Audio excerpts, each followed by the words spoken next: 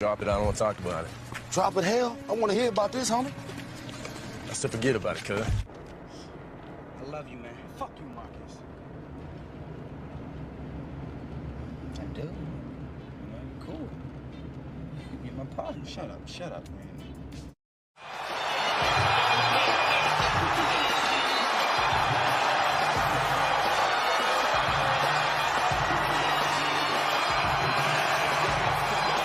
This bitch-ass white boy. Almost definitely. You're gonna tell me that I'm wrong? Am I wrong? No. Fucking pay me!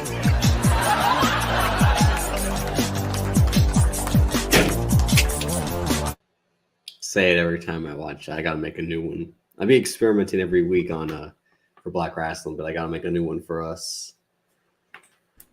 Just put it on the Jumbotron from WWE Raw in 03. You know, we got some stuff in there that's good, but just gotta update and make it. My skills are more sharpened and refined. But Banks versus Davis. That's Banks. I'm Davis. If you're listening to this and you're a new listener, we are kind of a combination of Patrice O'Neal, Jim Norton, Pardon the Interruption, Siskel and Ebert, Tyrese and Paul Walker.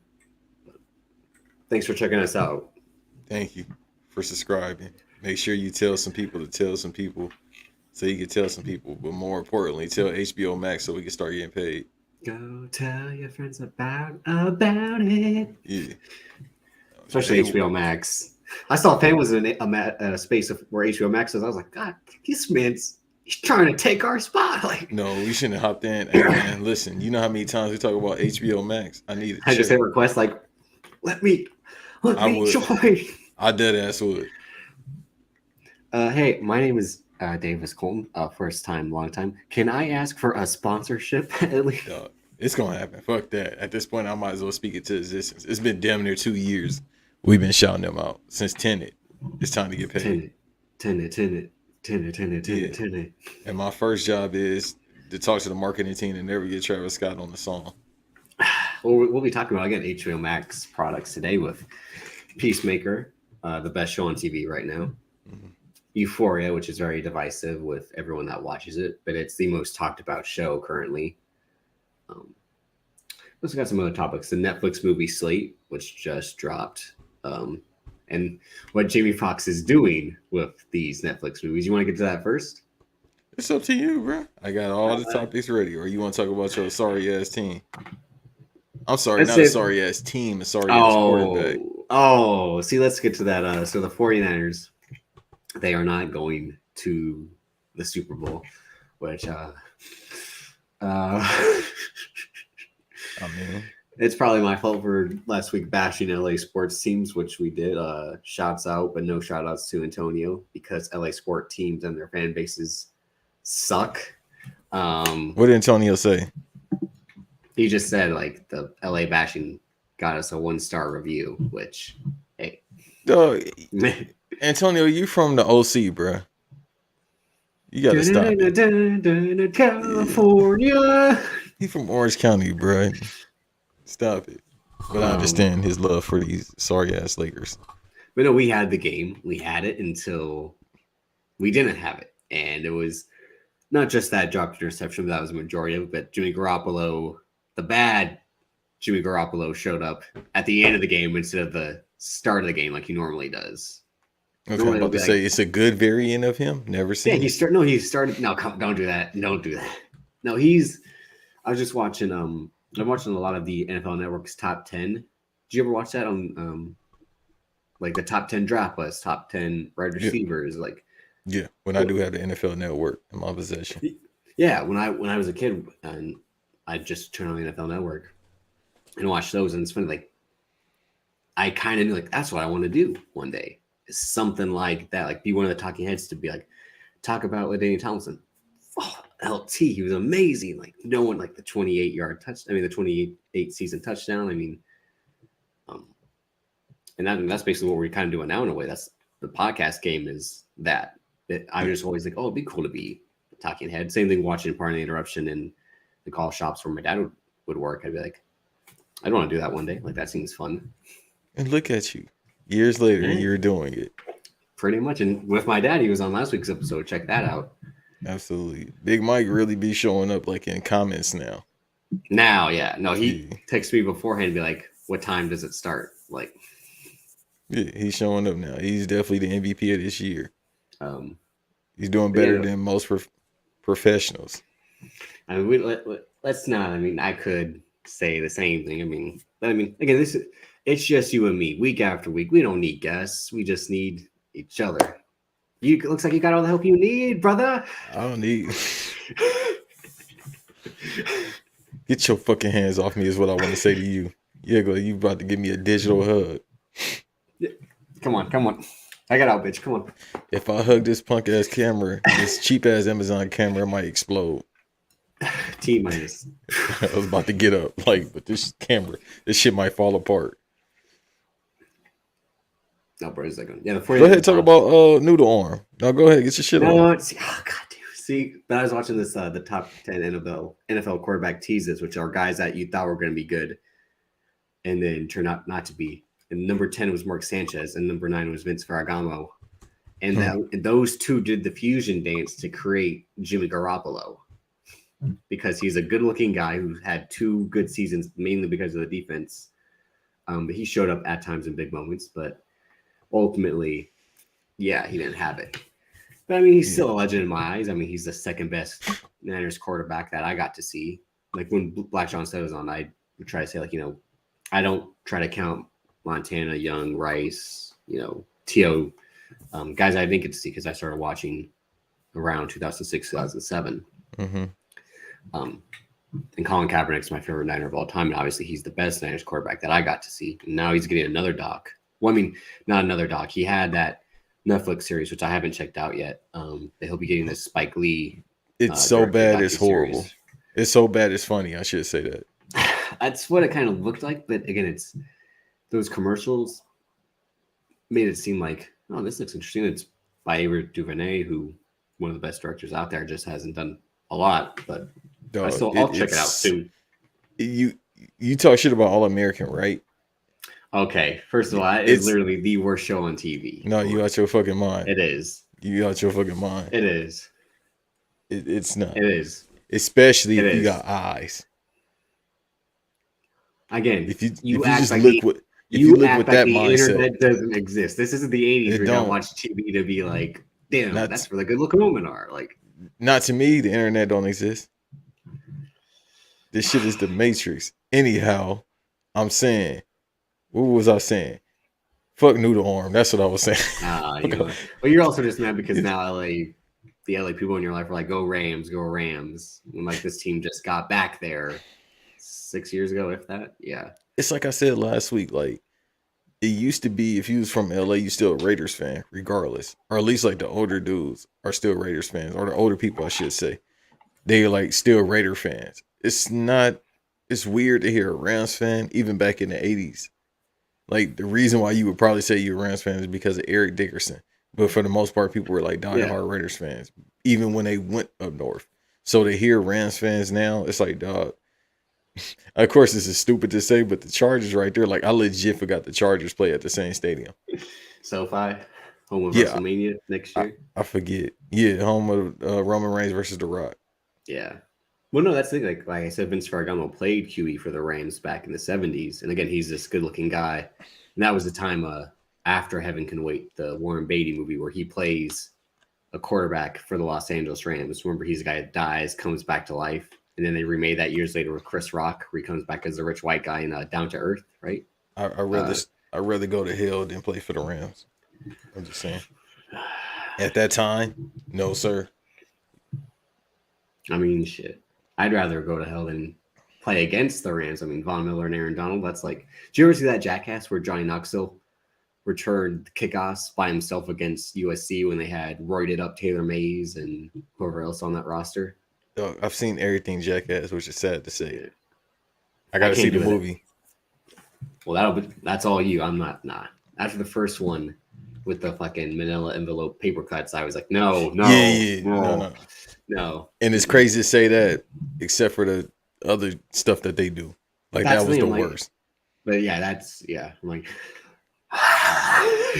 I gotta see that in Moonfall. Oh God, I told you. Don't. I know I don't like what's his name, Roland Emmerich. I don't like him. Frick. Yeah, I don't like him either, but I gotta see it just to see. Oh, God. Because somebody said in the review, basically along the lines of what I say, they was like, it's so bad, but then it's so good that it's bad. It's not so good. Or so bad it's good. You know how it's just like it's the whole gimmicky thing. You're like, all right, bro, this is so bad. All his movies are carbon. I mean, are just copy and paste. Yeah. There's a giant tsunami that wipes everything out. Someone's driving on a road that's falling apart. It's like, whoa! Like that was 2012. That was a great movie. Storm. I think he produced Geostorm. I think he did. His apprentice Dean Devlin directed that one. Him and his twin sister, if I'm not mistaken. But no, I was just like, this guy, he's a hack. I'm gonna still watch it, bro. Just if it's bad, you know, I'm gonna admit it's bad. No. But if it's not, I'm gonna put it way over. I'm gonna oversell it. Yeah, but no, the 49ers lost. It's last weekend was tough. The predictions title, the Niners lose. I said this on Black Wrestling. Then Shane McMahon comes back only to get fired the next day. How do you get fired right when they rehired you? But Brian Kendrick found that out 2 days later. Well, Rihanna's pregnant. Yeah, this was a long ass week. Yeah. I didn't even think about that. But the whole thing, you know, I mean, of course, this is wrestling talk with Shane. It's like, I swear he probably didn't pick up the phone. He just saw John Laurinaitis. He said, I know what that means. No, I think he walked up. He was probably backstage, like, all right, so here's what we're going to do. And then everyone's looking at him like, does this guy not know that he's about to get fired? Like, it was literally Goodfellas when they're like, they're going to make Tommy. Then they shoot him in the back of the head. That's Shane McMahon in that instance. Dog, if I travel, let's just say with your job. To St. Louis. If I travel anywhere outside of where I stay and they say you fired, I've had that actually happen to me before too at a job. God honest, on my soul, 2009, I got fired that way. They told me to come in. I thought I was going to work a shift. Fuck it. I'm going to say the store, Foreign Exchange at the Five Seals Mall. Fuck them pricks. They not there anymore anyway. I think they went under because they fucking hacks. But anyhow, I went there 2009. The new manager, who was unprofessional, I was about to call her out her name. I don't give a fuck. But she called me in and she said, yo, you fired. And then my only response was, I'm going to quit anyway. I was going to quit anyway. Jeez, look at you trying to get the last word in like a wrestler. Like, Yeah. Fire me. I quit. You got to, because I fucking had to drive like 15, 20 minutes to get that news. Like, yo, you could have called me over the phone. Well, yeah, that is some bullshit. That again, that's the Vince McMahon. Like, hey, son, hey, pal. No, hey, Shane. He doesn't even call him. Well, that's the funny thing about we'll get to in Euphoria, but when Cal at the end, he's like, and you, Nathaniel, are my biggest disappointment. That's Shane and Vince McMahon. He's like, everything else, all I've done, you are the worst thing in my life. And I almost went to jail. I wonder if my mom says that about me. Okay, let's not go there. It's not your fault, thanks. I know, I didn't ask to be here. I almost helped. It's not your fault. Redacted. Yeah, if you would have called my mom. Nah, it's all right. I know how to edit. I would have got the edit for it right out. But no, I definitely will be watching the Super Bowl now because, and plus, I mean, the halftime show, you won't be able to hear a goddamn thing because it's going to be bleeped and different words put in. It's literally the worst idea for a halftime show of all time. And we just talking about Eminem verses. Exactly. Well, I mean, you can't even play like and go home with something to poke on. Sup, bitch? Like, you can't even say that. Like, because he has the biggest potty mouth out of everybody. Yeah. During that shit. It's literally, Kendrick Lamar, is he going to do that on the Super Bowl stage, like mid-performance? Or is he just got to play the Black Panther songs? Hey, man, listen, if he does that, I might have to take him on my all-time list. If he does any wild shit like that. Like, no, I don't need you having Tourette's. It's too cool of a show. Like, you got, well, except for Eminem, everybody else is too cool. It's Mary J, Dr. Dre, and Snoop. Yeah. Like, that's why it's so weird to have that performance. It would have just made sense with Snoop Dre and Kendrick. Like, just go LA. Like, don't bring Eminem and don't bring Mary J. Save them for a different time, maybe. I get the Eminem, being a Dr. Dre main collaborator and Mary J. I think they just don't want to have all dudes. But yeah. I'm still surprised this shit even happening. I can't hold you. I mean, even when they announced Coldplay and everyone was like, what? They had to bring up Beyonce and Bruno Mars to be like, no, we're going to make good. It's all right. So with this, I wonder if he's going to bring, Ice Cube got to come out. Maybe. Yeah, it's a lot of bleeping that's about to happen. Yeah, it doesn't make any sense. I mean, people are like, The Weeknd, you can't have a man singing about cocaine on national TV, but I'm like, that's literally every other song in music history, though. Like that, and he went on the Nick Choice Awards? Well, that's the line about I'm not a teen choice, because he got the Nickelodeon Kids Choice Awards for I Can't Feel My Face, which is a smash hit. That's my line. That's my line. My line. When you said that last night, you think at Thanksgiving, like Rick's like, we're gonna say grace, and she's like, Dad, that's my line. He's like, no, it's my line. And they just Will and David and Megan and his 18 ex-wives are just like. I was about to say that he definitely be saying that to Steve Harvey about the divorces. That's my line. That's my line. Just the guys who constantly get married just to get divorced, which is why I won't get married, but we'll save that for another day. We've already. And people who get married a second time. Hey, man, sometimes you just look into the future and you be like, damn, what if it's an alternate universe? Like, what if Jimmy G actually would have made it to the Super Bowl? It would have been to the Super Bowl before. Come on. No, again. I almost said again. Against the Bengals, because I think they could have beat the Bengals. Oh, we would have beaten the Bengals, yeah. Y'all would have been.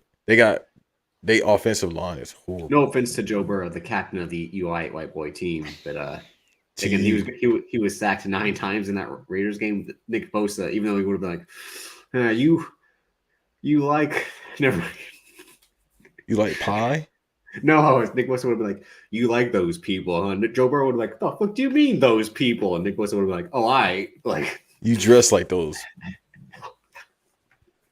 So you saying Nick Bosa is basically Peacemaker's dad in 10, 20 years.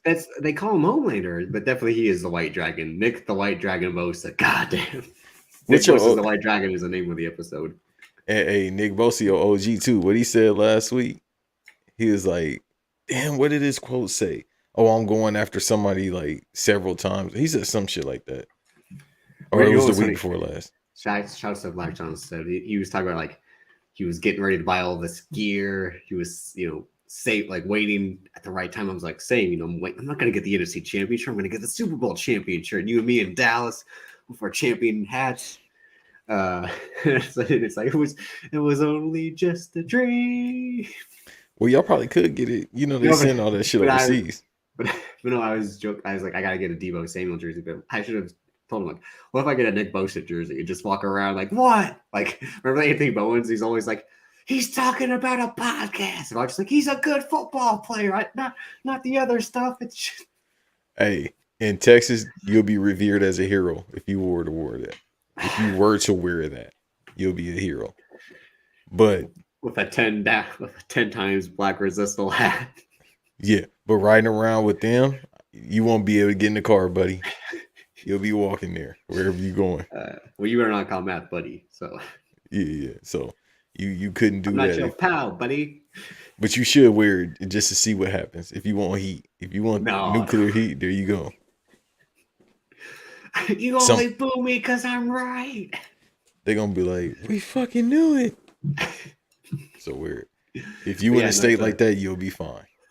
Like we had talked about kind of before, NFC title game losses are more brutal to me because you're just right there on the way to the Super Bowl. If you lose in the Super Bowl, you're like, I could have gone either this way or that way, But unless it's a blowout, because it's like we didn't even show up. Like when you're that close, it's like, oh, we had just 10 more minutes. We just had to hold on and couldn't. It was a hell of a ride. Definitely, yeah. You almost at the finish line and shit get fucked up. But you know what? You play to win the game. Hello, You play to win the game. Playoffs. Those Playoffs. commercials when they got. We are Like, who if they we can thought win the they game. were. I was about to say no, that's not it's- Mike Singletary. I forgot. God bless That his was on the soul. screen. Yeah, R.I.P. Yeah. Mike Singletary. Yeah, he died a while ago. No. I swear, he died a while ago. Yeah, who we thought they were. We let him off the field. Yeah, he Oh, that died. was the hook. Yeah, he died a while ago. For some reason, I always think Mike Singletary died, and I got to stop thinking. 2016. Yeah. Yeah, he been gone for a minute. I remember when the news came out because they ran that fucking video shit around. I said, "All right, bro, he's known for more than that because he was the former Cardinals coach. He coached that." He was responsible for the Randall Cunningham and then Dante Culpepper Vikings with Randy Moss. Randy Moss getting the 3 catches for 184 yards and 3 touchdowns. Yeah, it's gonna be a while before. No. I think DeAndre Hopkins didn't he break that record? Or... But that's still insane. It's literally just like, all right, and then 3 times, like 2 more times after that. It doesn't make any sense. No, you couldn't catch Moss. That's why I have that whole argument. 49ers are lore. It's like, yo, I don't know. When people talk about Jerry Rice being the greatest of all time, it's kind of right there. So I go by it just because I remember people talking about him. Obviously, when he got to the Raiders, I was like 6, 7, somewhere around that. Probably a little younger than that. But when he got to the Raiders, because the 40 Jerry Rice. Yeah, I thought you meant Randy Moss for a second. Like, no, I'm sorry. Like, no. I ain't older than you. You got to relax. Right, because I'm about to say, when he was on the goddamn... When Moss went to the Raiders and retired, I was... Well, he didn't retire. No, don't forget. He had the 2 or 3 seasons in New England. He went to... Did he go to San Francisco right after that? Or a team before? He might have gone to Tennessee before, then San Francisco, then retired.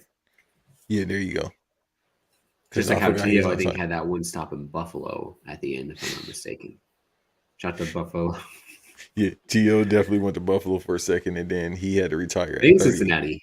I think, yeah. It's always weird when, like, legends go to, like, teams like that at the last second, like, to try still. I mean, AI had it with the Grizzlies. Pistons. He went back to Philly. Well, the Pistons was after the Nuggets run. Yeah, like, and that's when he's basically over mentally with basketball. Yeah. Which a lot of people don't talk about. Well, we can kind of segue into that because it's still a sports topic. You had asked the other day, and I thought it was a brilliant question about like the longevity in sports as a whole. You want to throw in wrestling there too, like top guys who did it for an extended period of time, obviously, because Tom Brady just retired and he did it for 22 NFL seasons, but he was doing it in college somewhat as well. He had to fight for that spot. You got to factor in like high school too and all that, but. You see the names listed. LeBron, same thing in high school, and then straight into the league. And been doing it ever since then. He had the 8 straight finals appearances. Flair, again, he didn't stop wrestling really until 2008 on a full-time basis. He would have a few matches in and there, but again, the man came back from a plane crash and was still doing it every day, 60-minute matches. Kareem, same at college, then 22 seasons, something like that. 20, if I'm not mistaken. Let me make sure. But obviously, to get the all-time leading scorer in NBA history, it takes something like that. And then Gretzky, same thing. And he even had like the brief stint in St. Louis, then ended up with the Rangers, but went from Edmonton to LA. And I always say this to my dad because he's a big hockey fan. Like whenever I watch Gretzky highlights, I'm always like, was he that good or was the game that easy? Because it's just like he crosses the line and just like fires it in. And it's like the goaltender is just like, did you not even try to like stop it? Like, but no, it was the time too, because a lot of people talk about the rules with like the Wilt Chamberlains, who's the capper, the Larry Birds, the Michael Jordans, the Kareems, etc. It was just the time, and athleticism didn't catch up to what it is right now. You know, overall, as far as diet, medicine, etc. That's how LeBron is able to sustain, where he is right now and keeps, delaying father time. It's just based on modern medicine and practices and technology.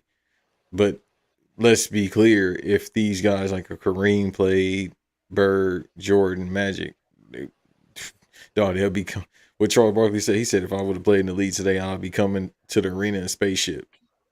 These dudes would be commanding $300 million or more just because they did it on both sides of the ball.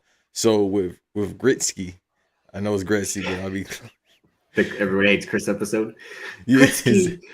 What happened? Oh, father got this in the wrong jersey. Ended up said Gretzky. Was meant to say Gretzky, so he died. Yeah, because he got mad at Julius. Yeah. Or he thought about in his mind, like, yo. Or Chris was thinking about, like, yo, if he No, mad it was his brother. Yeah. Because Yeah. he was like, if he had reacted that way, like, oh.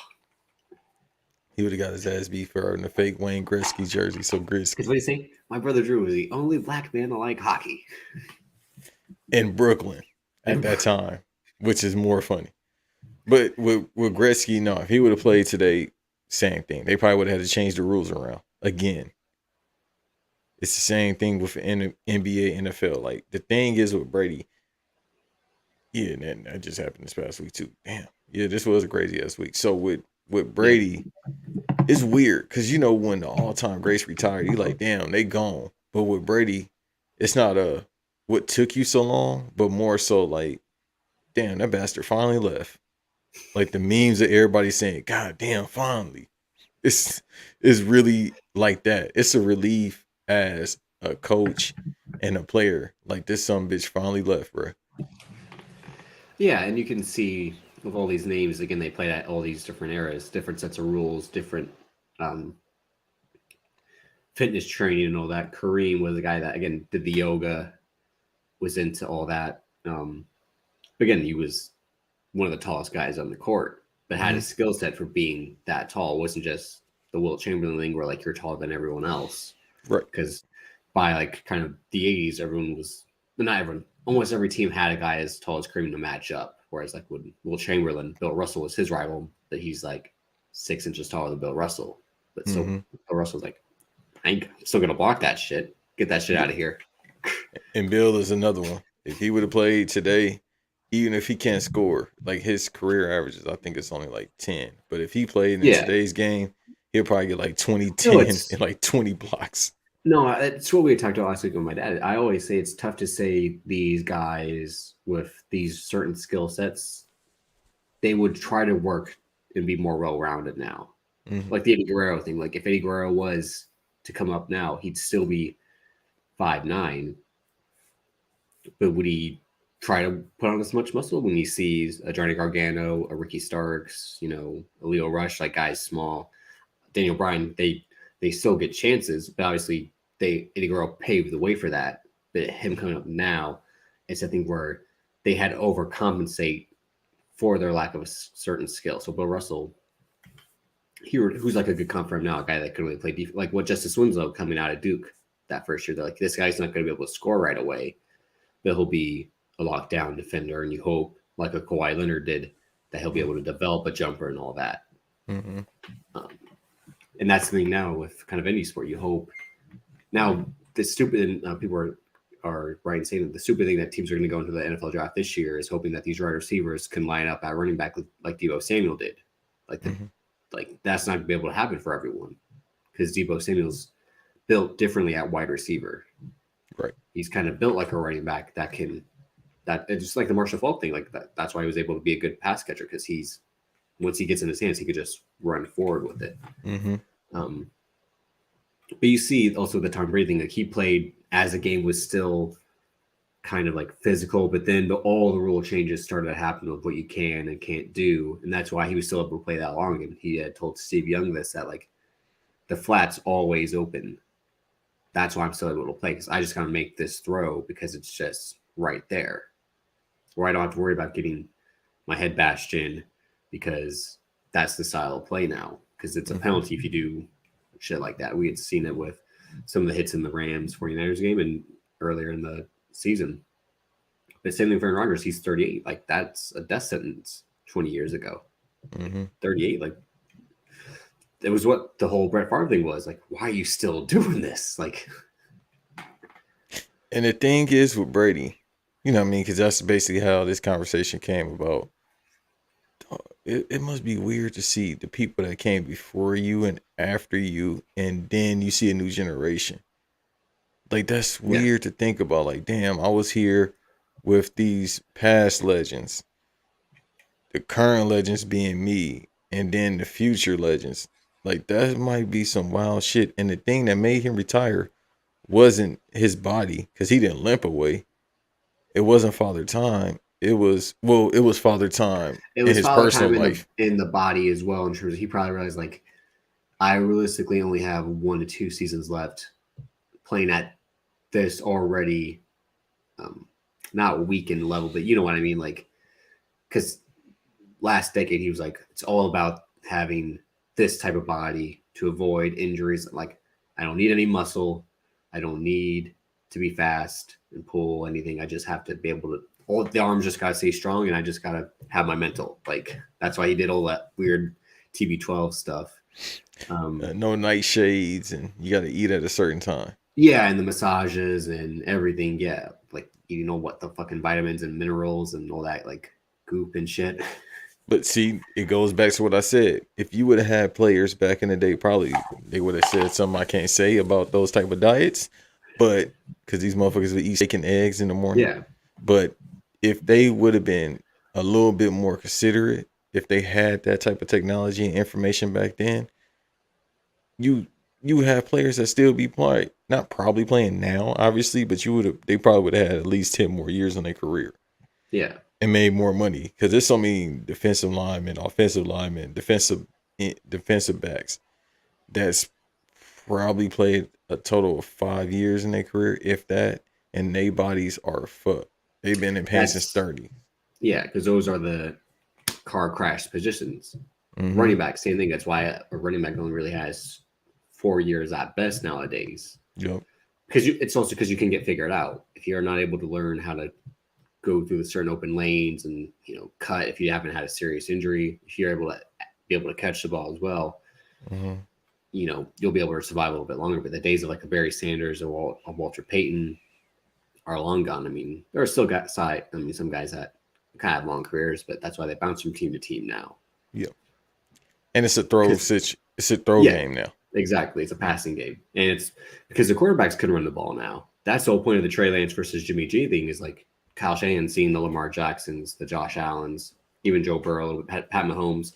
These guys can scramble when the first read, second and third read break down, or you can just design something from the go to run and throw off the defense. Which, even though I'm not really a Trey Lance believer, I believe in that option. I just don't believe in him as a thrower. That's what I'm skeptical about. But what he lacks as a thrower, he'll be able to make up for it with the run option. But the Tom Brady thing, like you said, like I'm about to turn 27 in less than 3 weeks. And this guy just had 22 seasons. So basically, I've seen a majority of this guy's entire career. And it's crazy to think that, like, when I started paying attention to football, this guy already had 3 Super Bowls. Mm-hmm. And then went and got fucking 4 more. Crazy. Yeah, I got to look up when I get a chance how many games he's played total in his career. I can look that up real quick, I think. Let me see. Because it coincides with what I think about LeBron. How many minutes has he played total? Yeah. Kareem, about the same. Gretzky, about the same. But now I'm trying to take them out of the bracket with all respect and think about LeBron, Brady, and Flair. Just because 318 regular season games and then 47 playoff games. That's insane.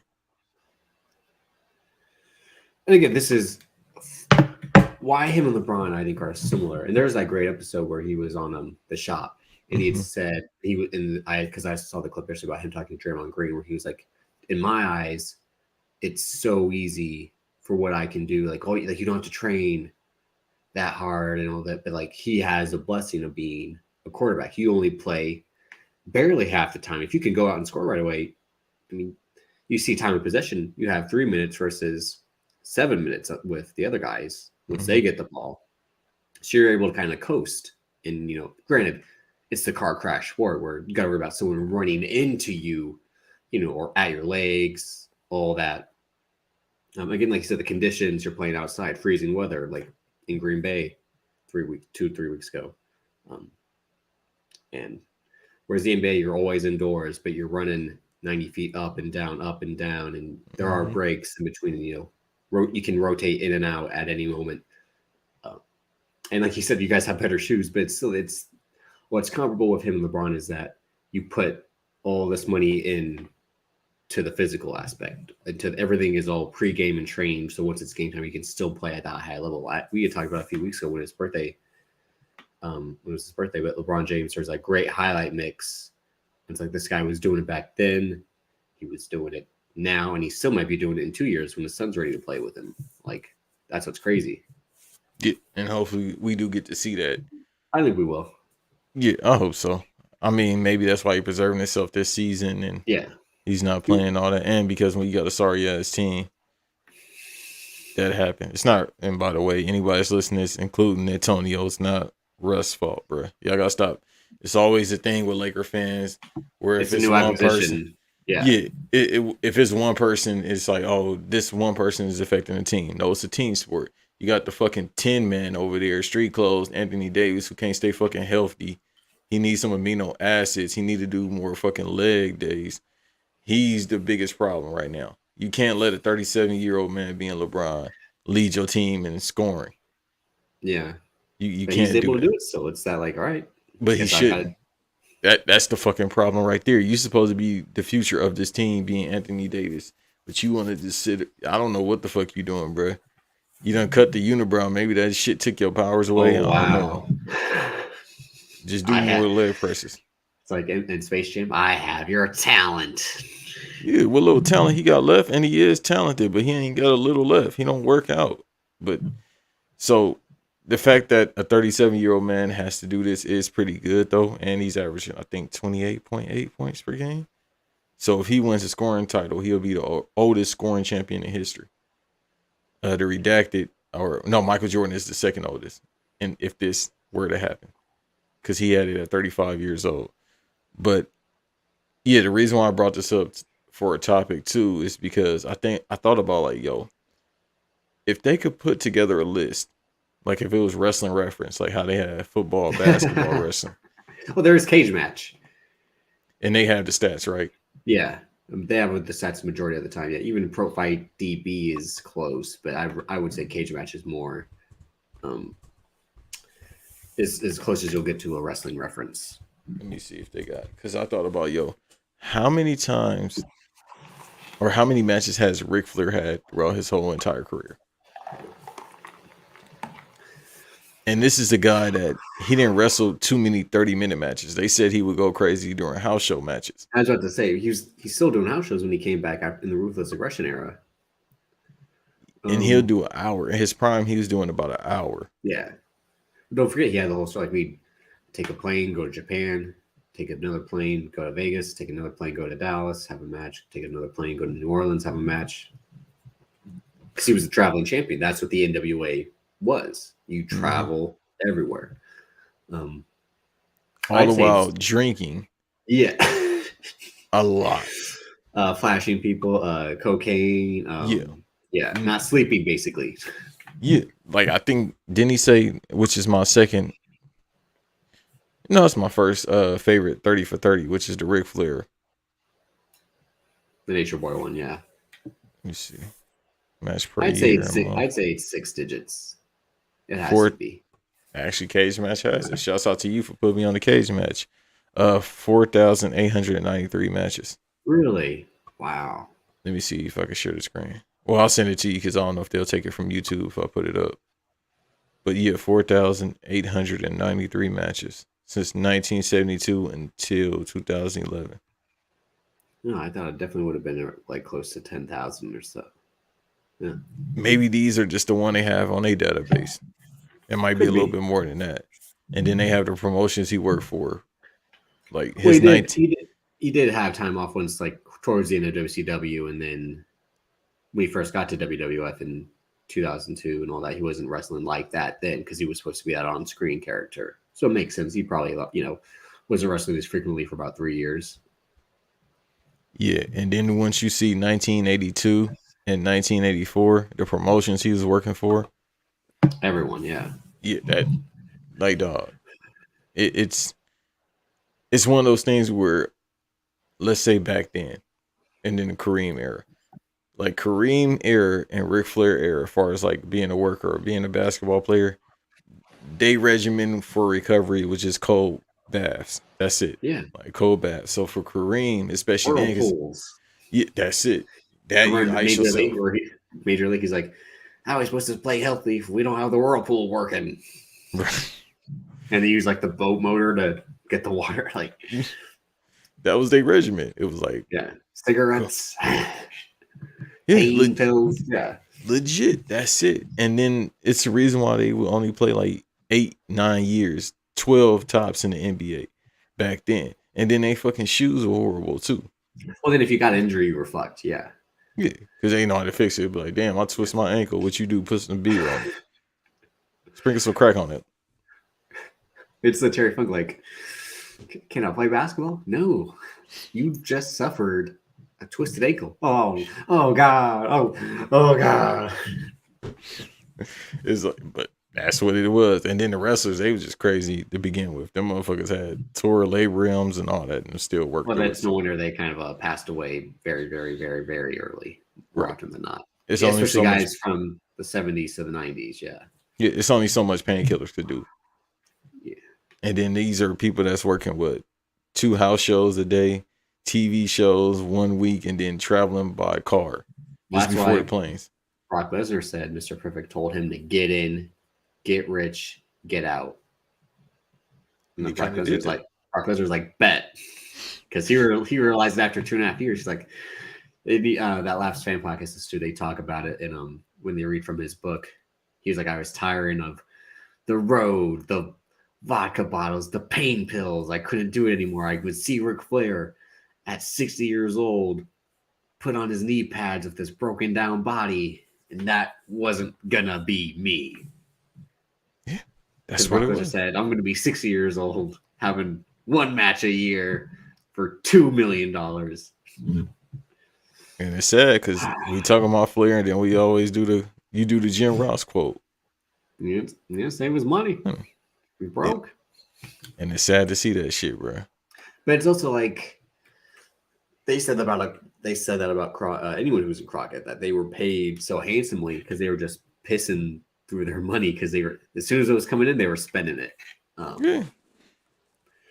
I can't blame them if you think like, hey, this shit's gonna last forever. It's that, like I said, it's what makes the Scorsese movie so great. The rise is like, I got women, I got cars, I got drugs, suits, houses, everything. And then the fall is just like rock bottom. You have fucking nothing. Like the end of Wolf of Wall Street when he's doing seminars. Mm-hmm. He's like, sell me this pen. Like that's rock bottom. Granted, he was able to then sell the book about his life story, and then it got turned into a movie. So he's doing all right now. And he's like an analyst like anyone else. But in that first rock bottom movie, it's like, yeah, you're fucked. But it ain't the same. You Yeah. know, he's still doing all right. Jordan Belfort staying Manhattan Beach last time I heard. But Yeah. you know what I mean? But it still ain't the Royalties. same.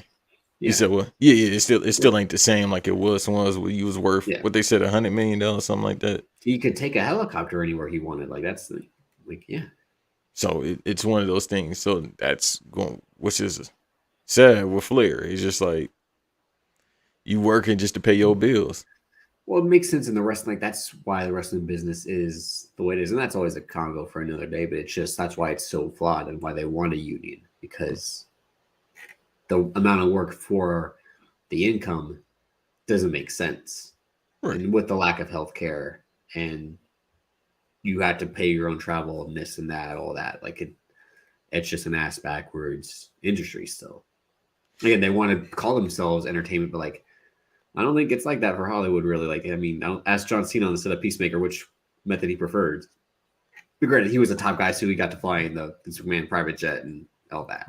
And he was a bus guy, Yeah, that too. which means he had his own bus. But still, even in Hollywood, How is he supposed to cheat on his wife with foreign sites?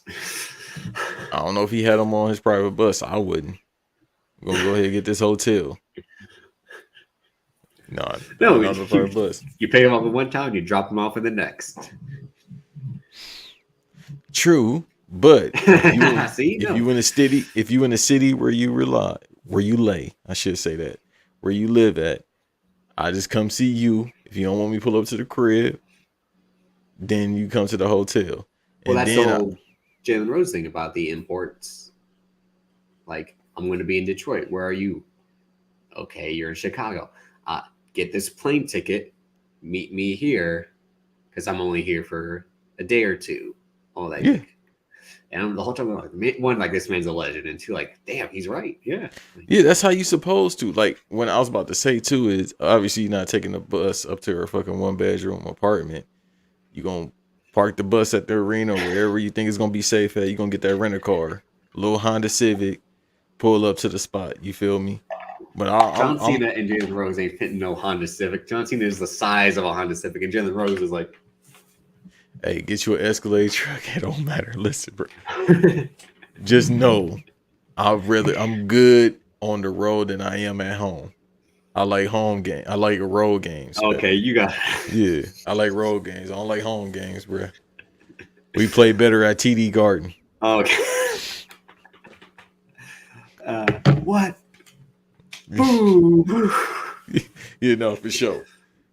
Because if I'm at your place, hey, man, it's all your responsibility what's going on. You're like Shaq at the free throw line. Yeah. Hey, Clink. Oh. I don't feel like I have to be responsible for anything if you come to the crib. Yeah. Or Speaking of if I go John to- Cena, Peacemaker, every episode, just fantastic. It's the best show on TV. You and I both agree. A lot of people do. True. I mean, this part when he's talking to the kids, though, basic career day, he's like, have you met Wonder Woman? No, but she was eyeing me from across the room. And the guy looks, he's like, what? I said effing. Like, you, glasses. He just like calls him Canadian tuxedo. Like, I like the fact that they keep on using like DC characters for references. yeah, well, I mean, he's supposed to exist in that world with Harley Quinn from the Suicide Squad. So, yeah. Yeah, but they letting us know, which is fine. When you told the Kite Man story, wouldn't gravity beat him? He's just like, don't freak out. He said, what he said he had? I had 2 bazookas. I had to take him down with 2 bazookas or some shit like that. And Kite Man was in a Harley Quinn show, so I like that. The kid with the flash shirt. Do you know the Flash? Just like that obvious. The best, like, you know what, glasses? You're my least favorite. Yeah, because I can see right through you.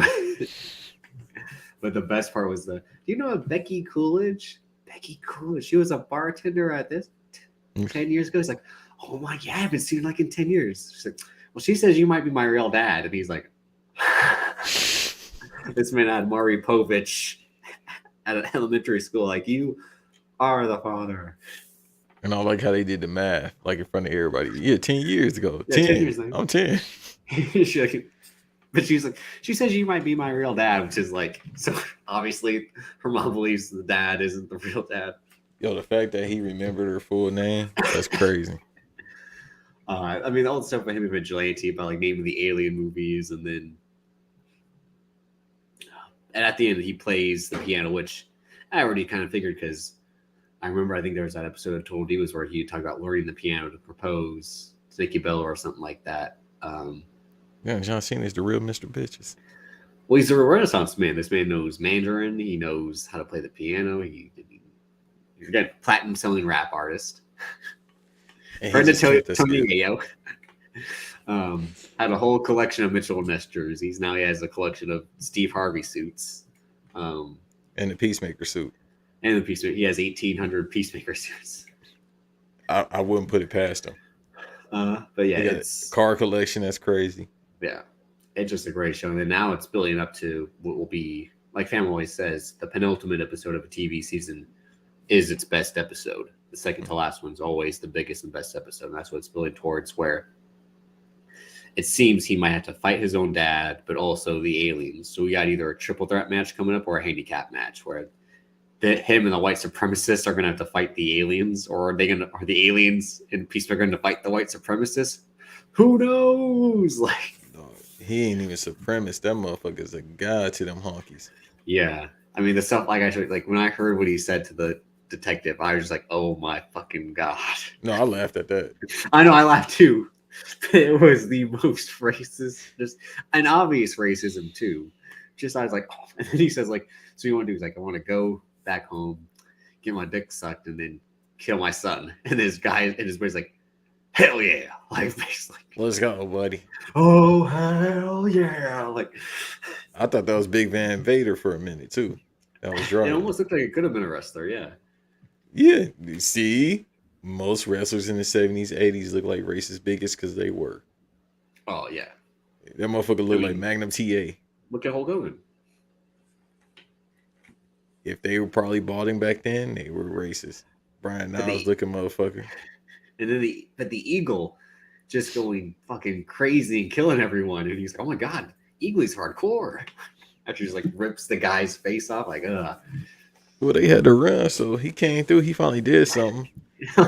His goofy ass almost gave him away. Well, he did give him away. Remember when he was on top of the roof? Yeah. He's like, go get. So he gave him away. Then they had to jump through the trees like goddamn Donkey Kong. Yeah, that was when it was like a whole like elaborate escape system. I mean, right? They have to call Vigilante and fucking Barbie Girl by Aqua plays. Oh yeah, his little ringtone. Vigilante. This is not Vigilante. I don't know how you would know this is. Like in his whole like not. Nope, I never heard that name. Yeah, that's you and women. What? Whoop, whoop. Who is me? Okay, yeah. See. Yeah, who is me? But yeah, and he works at Red Lobster too. Well, I think it looks like Red Lobster. It's like adjacent. Yeah. Which is funny as hell. Then he threw out his cell phone. He threw a Peacemaker cell phone. It's secure. He's like, it's insured. Have you heard about the cloud? Everyone talks about the fucking cloud. I was in jail. He said I was in jail, which is the funniest because he was in jail. That's the funny part. He legit was like, I did time. I did my nickel. Like, but the fact that he don't know what the iCloud is hilarious. Yeah. That's so I feel like any old person that has an iPhone, they probably have no idea. I was locked up. I don't know about the fucking cloud. I had some cute pics of Eagly in there. I can That's never the get. Yeah, the funniest part about that, like I said in the first episode, where he's like, "Listen, I haven't had sex with a woman in a long time." Emphasis. Like, I at Emphasis. least got to touch from here. No, I got to touch your boob. So here to here. He's like, and at the end, you kind of see him and her. Like, it's always weird when you know the actress is dating the director and like they're gonna either like have a kissing scene or like a sex scene with like the main star. Like that must be so weird, but also maybe James Gunn is probably into that shit. Yeah, he definitely Jim Cornette. Like Keanu Reeves, I think, was asked about this when he was in Knock Knock, because Eli Roth directed that, and his wife at the time was Lorenza Izzo. And Jimmy Kimmel asked him, like, "Isn't it weird that you're making out with the director's wife?" And he's like, "Well, I didn't go up to him and be like, hey man, your wife's really hot. You know what? Can you make something happen?" Right. She chose to do this. Yeah. We could have rewrote this different. But then their chemistry is on and off each episode too. Well, probably because now Peacemaker be stressed out. Like this episode, Yeah. he's more stressed out than ever. Well, you see, like he finally admits it. Like I have no problem fucking killing aliens. I just don't want to kill people anymore. Like, and you can kind of see that was the arc. That's his arc from episode 1. Like he's atoning for being this killing machine. He even feels that when he goes to see his dad. And he's like, his dad's like, "Oh yeah, like you're not a racist." Like the guy had said, like, "Oh, you're that racist superhero." He's like, "I'm not." And then he kind of like is realized, like, you know what, maybe I wasn't the nicest guy or the best guy. And the whole time he's kind of trying to right those wrongs. But I can't wait for the next 2 episodes. It sucks that I think it's old-fashioned TV, much like Euphoria, which is what we'll talk about coming up. It's week-to-week TV. Mm-hmm. Sometimes we've been spoiled by the binge model. We kind of have talked about that with The Mandalorian, but like Book of Boba Fett, I have no rush to get to that. I know that it's kind of picked up because they say The Mandalorian's on it now. Yeah, I just started that episode. I'm like 5 minutes in.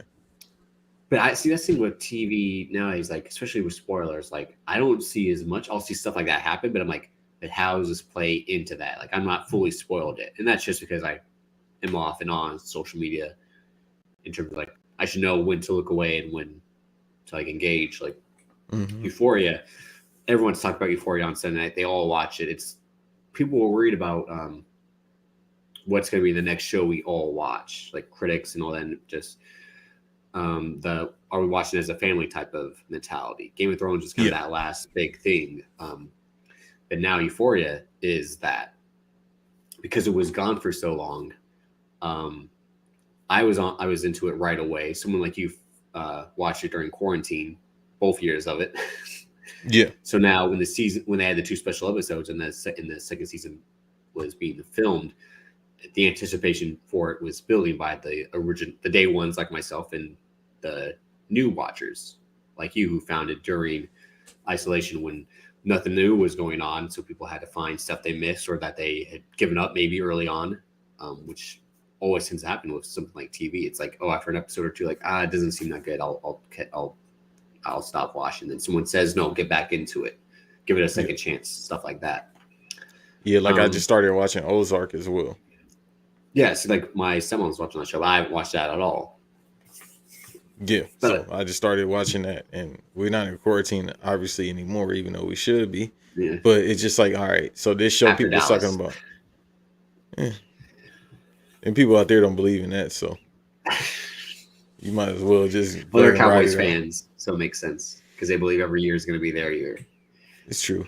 Those Cowboy fans, let me be clear about that. No, you thought this year, don't forget, you were like, we were the best all-around team we've ever been. It's true. But do I wear like goddamn felines like they do with big-ass high socks? You wear McFoley shoes, so you can't be talking about fucking felines, all right? New Balances, yes. And that's a Nick Bosa type shoe. Okay, wait a goddamn minute. That's like black delegations looked at me. Now hold on, Rondo. Wait a goddamn minute. Like, yeah, I found out recently. No, I found out years ago. I ain't gonna lie to y'all. That New Balance was owned by a Trump supporter. Oh no, that was the whole thing. I remember that's why like when New Balances would come to the shoes for like hypebeast and all, I'm like, I'm like New Balance.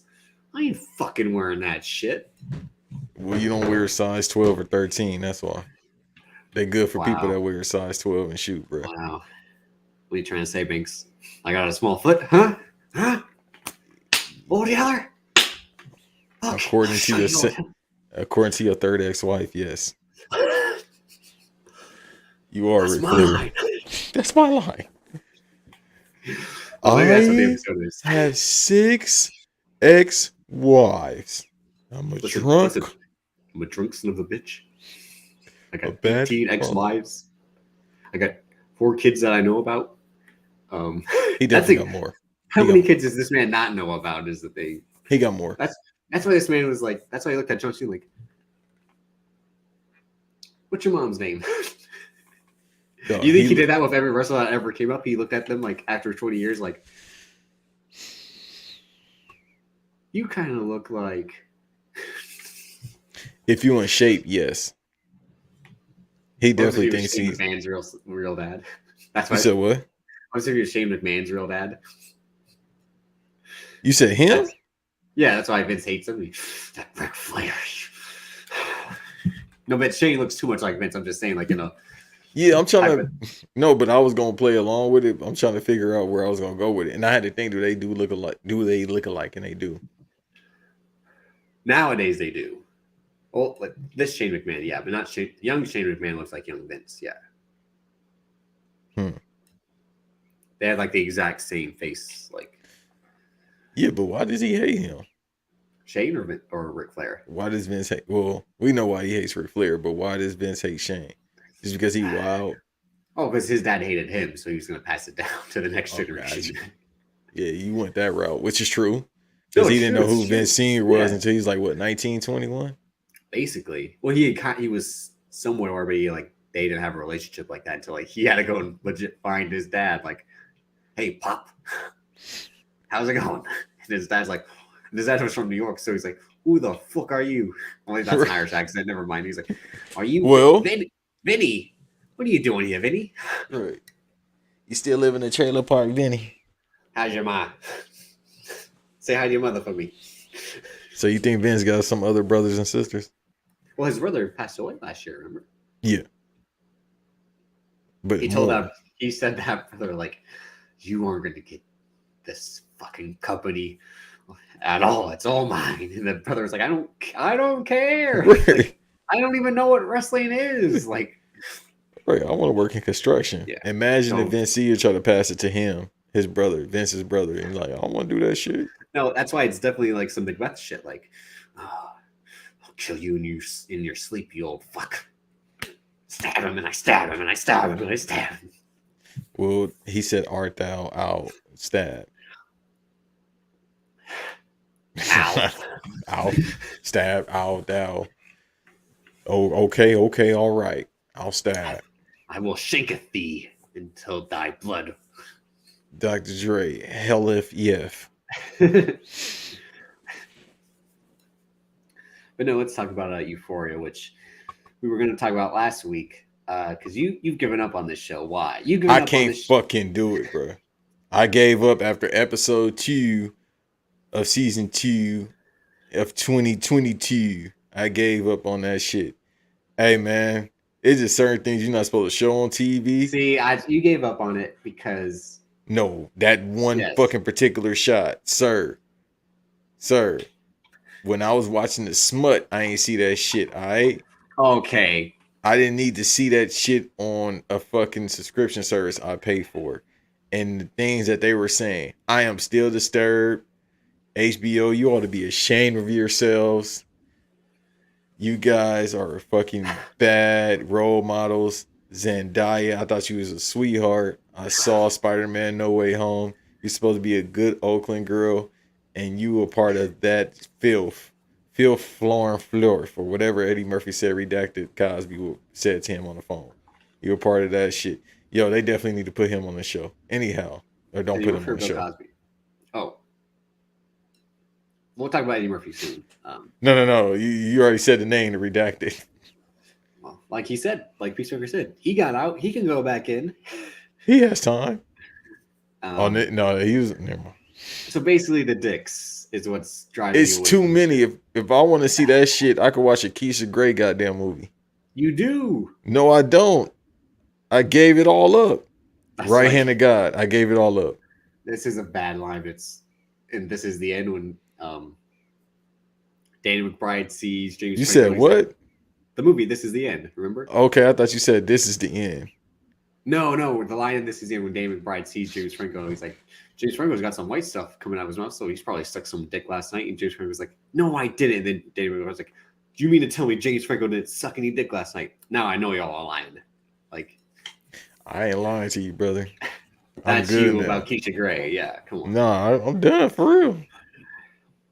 Okay. Oh, but I mean, if anyone watched RAOP the other day. Oh no, that's different. I ain't giving that up. Oh, so that's different. No, see, that's real life. Well, it's the bank show. That's different. That's in real life, people. Except it's like Mr. Sacco, I definitely was reaching for him. Bang bang after. That's the whole idea. Anyhow, bang, bang, bang. Yeah, that's the whole idea. Why you think I was asking questions if you seen it? And see, but that's the thing. I mean, you got one, so don't act like you don't see one every day to begin with. Come on. It's mine, motherfucker. It's my rocket launcher. It's the point of like equal opportunity, because there was like Sydney Sweeney came out and said, because she's been topless a lot this season, and said that you just show more of that. I got to be careful of who's listening, but again, I am in love with Sydney Sweeney, and I hope talk about again a celebrity dating a podcast. I mean. Oh, you want to do a podcast with her? No, I'm just saying, like, no, we had talked about off air, like an actress dating a podcaster. I mean, sign me. I'll hold your bag on the red carpet. I don't care. No, you got to fix the cars. Remember? She can fix my. I told like this woman will be Wonder Woman. I'll be Steve Trevor. Like, have me on the sideline. I don't care. Well, you got to shoot your shot first. But she had talked about how Sam Levinson had like written scenes. I had her to be topless, and she said, "Do we actually need this?" And he said, "You know what? You're right. We don't." And like they didn't end up doing it. So it's that equal opportunity with nudity, which Emilia Clarke spoke out about Game of Thrones because she was nude a lot of the early seasons, but it wasn't as much near the end. And it's the call for male actors to be displayed as much as the women actors. So I think I know what you're saying with that, but I can also see why people are down on the show creatively.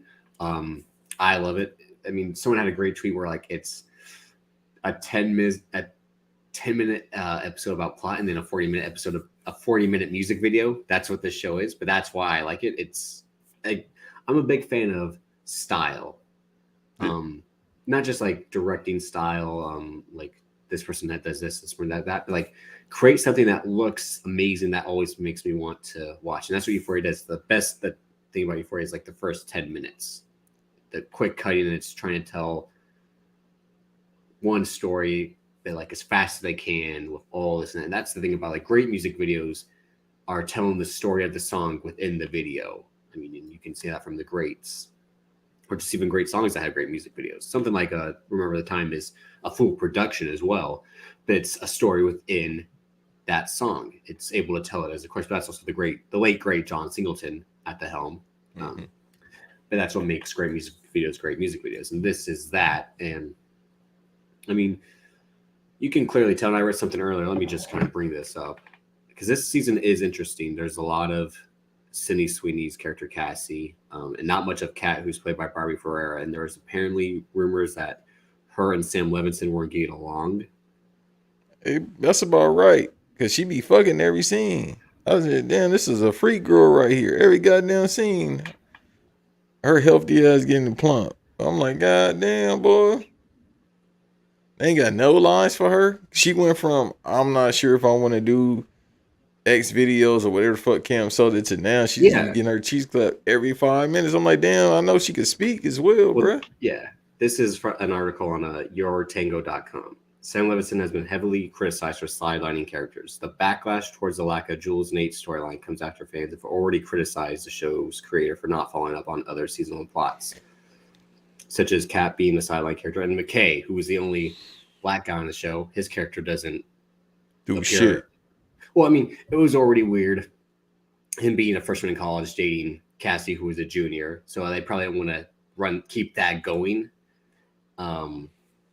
But again, it is weird. But that's why they brought in Dominic Fike, kind of be this like throuple with Jules and Rue. But again, it's now Jules is attracted to him, but Rue isn't. But she's still in love with Jules. So that's, I mean, the throuple dynamic kind of makes sense. But like, it's about love and drugs and all that other shit. Two malnutrition motherfuckers in love. But yeah, Ferreira and Levinson reportedly got into disagreements during the filming for season 2, prompting Levinson to write Ferreira's character out of many episodes. And you can tell because she'll show up for 4 minutes in one episode and then 10 minutes in the next one. And like you had said, like the first season was her being what would be classified as a BBW, finding her sexuality and her. No, I'm trying to be serious in that way. Like no, I know it's just funny. But like finding the confidence in that and in her sexuality, and whereas before she wasn't. She had a whole story about she was writing fan fiction, and she was like a star there. But now it's like her season's about her insecurity, where it's like, but we just shown that like this woman was gaining confidence from doing it. So it's you're steering the other direction. That doesn't make sense, and I can see why she'd be upset about that and probably not want to be featured as much. But Sam Levinson, I'll get back to this article in a minute, but he's an interesting guy. You sent me some pictures of him. Describe what he looks like in these pictures. That motherfucker eyes as big as quarters, bruh. He living out his raps. That's my new shit for 2022. You living out your raps. This is not a work. This is a shoot for him. I said, okay, because that was my first time seeing him. I seen that fucking jabroni looking at the camera this way, like this motherfucker possessed by the devil. I said, yeah, this is a motherfucking addict right here, bruh. That's why in pictures I always try to like be like never smile, like always try to just have like a type of look, just like because they don't think you on the shit stand. No, I don't want to be looking like I'm fucking. He wasn't even looking like that. The motherfucker just like, damn, bro. I'm saying I don't want to look like Jack Nicholson in the Joker when he has the Joker smile, but he puts his regular skin color on in that one scene. Remember? Yeah. Until she sprays him and like the paint's under, like that shit's fucking terrifying. Like, but I told you, he legit was a drug addict as a teenager. Could have fooled the shit out of me. But he's also the son of famous Hollywood director writer Barry Levinson, who did Rain Man, The Natural, Diner. But we had talked about him briefly when Malcolm Marie came out last year. And he was the writer-director of that. Zendaya was once again collaborating with him as the star. And they had the great John David Washington, who we'd like to talk to one day on this show. It's going to happen. Manifest that again. And we got to get the HBO deal. But that's crazy. It'll be almost a year when that Think Piece movie came out. Yeah. I think it was close to Valentine's Day release. Yeah, so we're less than a year. Yeah, I just remember we were talking about that. And what was the argument about that movie? I don't know. I just remember Simps complaining and bitching and whining on Twitter like they always do. Well, on the surface, it was this relationship drama. But then for some reason, this straight white male had a lot to say about the dynamics of a black director and what they have to do. But it's like, this coming out of your voice doesn't make sense, and you're not inaccurate, but like you fighting for this cause and speaking out, like you're the wrong voice to tell this story, because not just the white male privilege, straight white male privilege thing, but like you have nepotism. Like he was writing the HBO movies his dad directed. I think he did the Joe Paterno movie and the Bernie Madoff movie. I think he co-wrote those with his dad. And then he got Euphoria, which I forget was adapted from a show overseas. Mm-hmm. So for you to say like what black directors have to go through in terms of they can make this movie and then what they get offered next and all that, it was him responding to his own criticism about this movie he had made, Assassination Nation, which I highly recommend. And you can see what he created Euphoria from that. Coleman Domingo's in that as well, and he's fantastic. He's one of the best parts about the show. But it's basically like it's a weird, I had kind of talked about last year. It's weird his fascination with what teenage girls have to do with exploring their sexuality and that, and then it turns into a female revenge movie at the end, which I enjoy. And what he has to say about like social media in this age, because he's like, I think he's late 30s.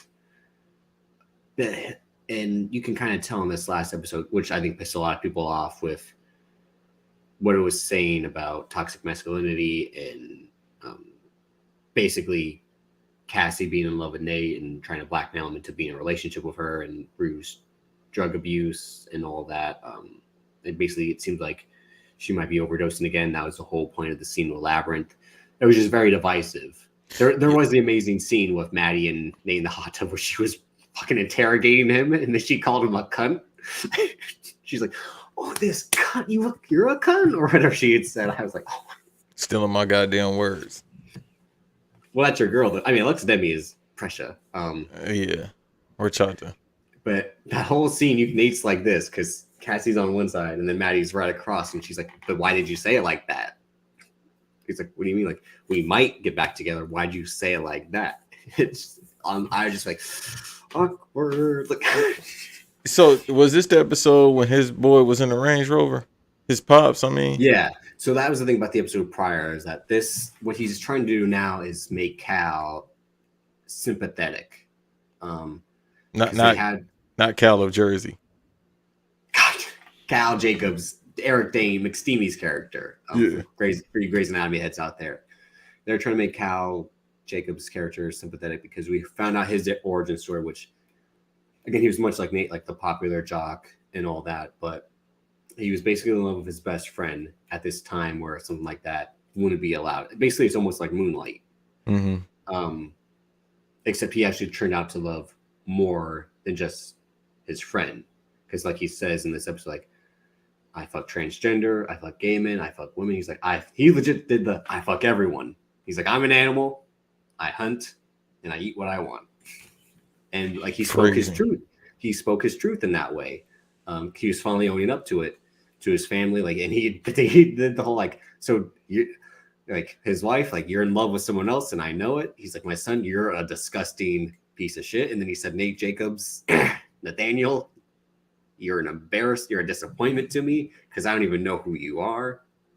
And we'll get to Nate Jacobs, Jacob Elordi, and the whole thing with that as well, because there's a lot of behind the scenes drama of the show that's just as interesting as the show itself. Oh, okay. So you spilling all the tea, sis. Gotcha. It's according to this article, which I saw the other day. And so everybody that's listening, these are grown ass people for the most part, except for, Zendaya. Well, she grown, but she ain't grown. everybody else like 25 and above for the most part. Pretty much. Well, that's the thing. So Jacob Elordi, who plays Nate, and Hunter Schafer, who plays Jules, apparently they were friends at one point, but aren't close anymore. So that's why their story line just dropped. Because remember, he was basically kind of in love with her. And it seemed like that's what was going next, especially in the Jules episode. She kind of has these visions of Nate still, since she fell for him when she thought he was someone else. He had basically catfished her and tricked her and all that to then blackmail her later on. That whole storyline was like, what the fuck? Who's Jacob Elordi was dating Zendaya. Apparently the rumor was that he had cheated on her, so that's why there wasn't much interaction between them either. And she's with Tom Holland now, star of Uncharted, which is coming out, what, next week or the week after? I think it's week after next. Let me see. Yeah, the 18th, I believe. Yeah, because we're also supposed to get NBLA into that date, but we gotta wait. So that's why So the story is that they just put Cassie in the story instead of Jules. So that's why Nate's in love with Maddie, but is with Cassie because he's playing with the players he has. It's the whole like you're in like Seth Rollins is injured. We got to book Kevin Owens instead. That type of like. But it also seems like Jacob Elordi might not want to stay on the show much longer. So because of everyone not being a fan of his, just because of the Zendaya and the Hunter Schafer thing. So this guy is legit like running a show that's got all these pieces in it. And they finally gave us the Fezco origin story like we talked about. They had kind of given Lexi, her origin story. She's getting some time to shine. It seems like she's picking up what Kat would have been doing, which is good. I mean, Maud Apatow is a good actress. It's crazy to think that she was the little girl that knocked up and now is a star in Euphoria. When she's like, I want to listen to Cats. No, Rent. And the sister's like, I want to listen to Green Day. She's like, Rent. Have I seen that movie? Let me see. Knocked Up? The Seth Rogen and Katherine Heigl movie? Yeah, I did see that. I went to the theaters to see that. Really? Yeah, I actually went to the theaters to see it. Well, I was 12 at that time, so I couldn't go to the theater to see that. Yeah, because I remember Jay Birchall and all them had that scene where they was arguing, or they got like fucking what's that shit you get? Poison Ivy or something like that. Oh yeah, no, Pink Eye. Yeah, I think that. Yeah, there you go. Yeah, they're talking about the Pink Eye scene. Yeah. Yeah, nasty ass motherfuckers. Yeah. Well, he has the part where because Jay Birchall has the Canadian Canadian maple leaf tattooed on him, and Jason Segel's like, so if I hit, I'm not even gonna go. They were some wild boys back then. Yeah, that's what I'm saying. Much like how this show is. So, have you just stopped watching the show altogether? Or are you still gonna watch it? No. You stopped? Okay. I done, bro. I can't do it, bro. Y'all not gonna get me. You can fool them. You can fool the people who are not paying attention. That shit caught me way off guard. Like, nope. They slipped a right, hit me. Hey, nah. I countered it with a jab. I said never again. So nah, I'm good. Damn me in the first half. Not gonna lie. Yeah, no. Motherfucker got me in that round. I said nope. You won't get me again. So I just won't watch it all. And then I just don't. Hey man, I was like, all right. Like I said, I watched it during quarantine, quote unquote. I was like, all right, this shit's straight. This shit fire. But then season 2 was like, all right, bro. I could kind of see what's going on here. Let me just leave. But after what I just told you, does that kind of make sense? Why the show's kind of now in this weird direction with its storylines? I don't care. I ain't trying to see no goddamn, you know what I mean, schlongs. I ain't trying to see that shit. Well, the bad thing about this is, like I said, for someone like me who loves the show, and then people watch it just to be, again, in the zeitgeist, to be in the circle of let's all talk about the same thing, whether they want to hate watch it or watch it just so they can talk about it with others. Yeah, and that's real quick. That's some weird shit, bro. If y'all watching shit just because you ain't got time, I mean, just because you got all the time in the day, you just watching shit just so you can be popular, bro. Something fucking wrong with y'all. It's the same shit with weird ass wrestling fans. Like, bro, if you don't like what WWE doing AEW, hey man, turn the motherfucking TV off. Watch a movie, bro. No, I agree. Like people have talked about shows like, and I'm not watching those, and I don't feel the need to watch. Sometimes I do. Like, maybe I should check that out, especially if it's something that I'm kind of interested in. But like, if everyone's talking about Ozark, I'm not like, oh, I gotta watch Ozark so I can finally know what everyone's talking about. Like, I see the trailer for Ozark, I'm like, one, I don't like Laura Linney, so that's already a strike in terms of me checking it out. I like Jason Bateman in Arrested Development. I don't want to see him be a serious actor. I want to see him be Michael Bluth. Yeah, but you see, I said I started watching it now. That show is 4 or 5 years old now. They on their last season. I was like, all right, let me check it out. It's the same thing I did with Breaking Bad.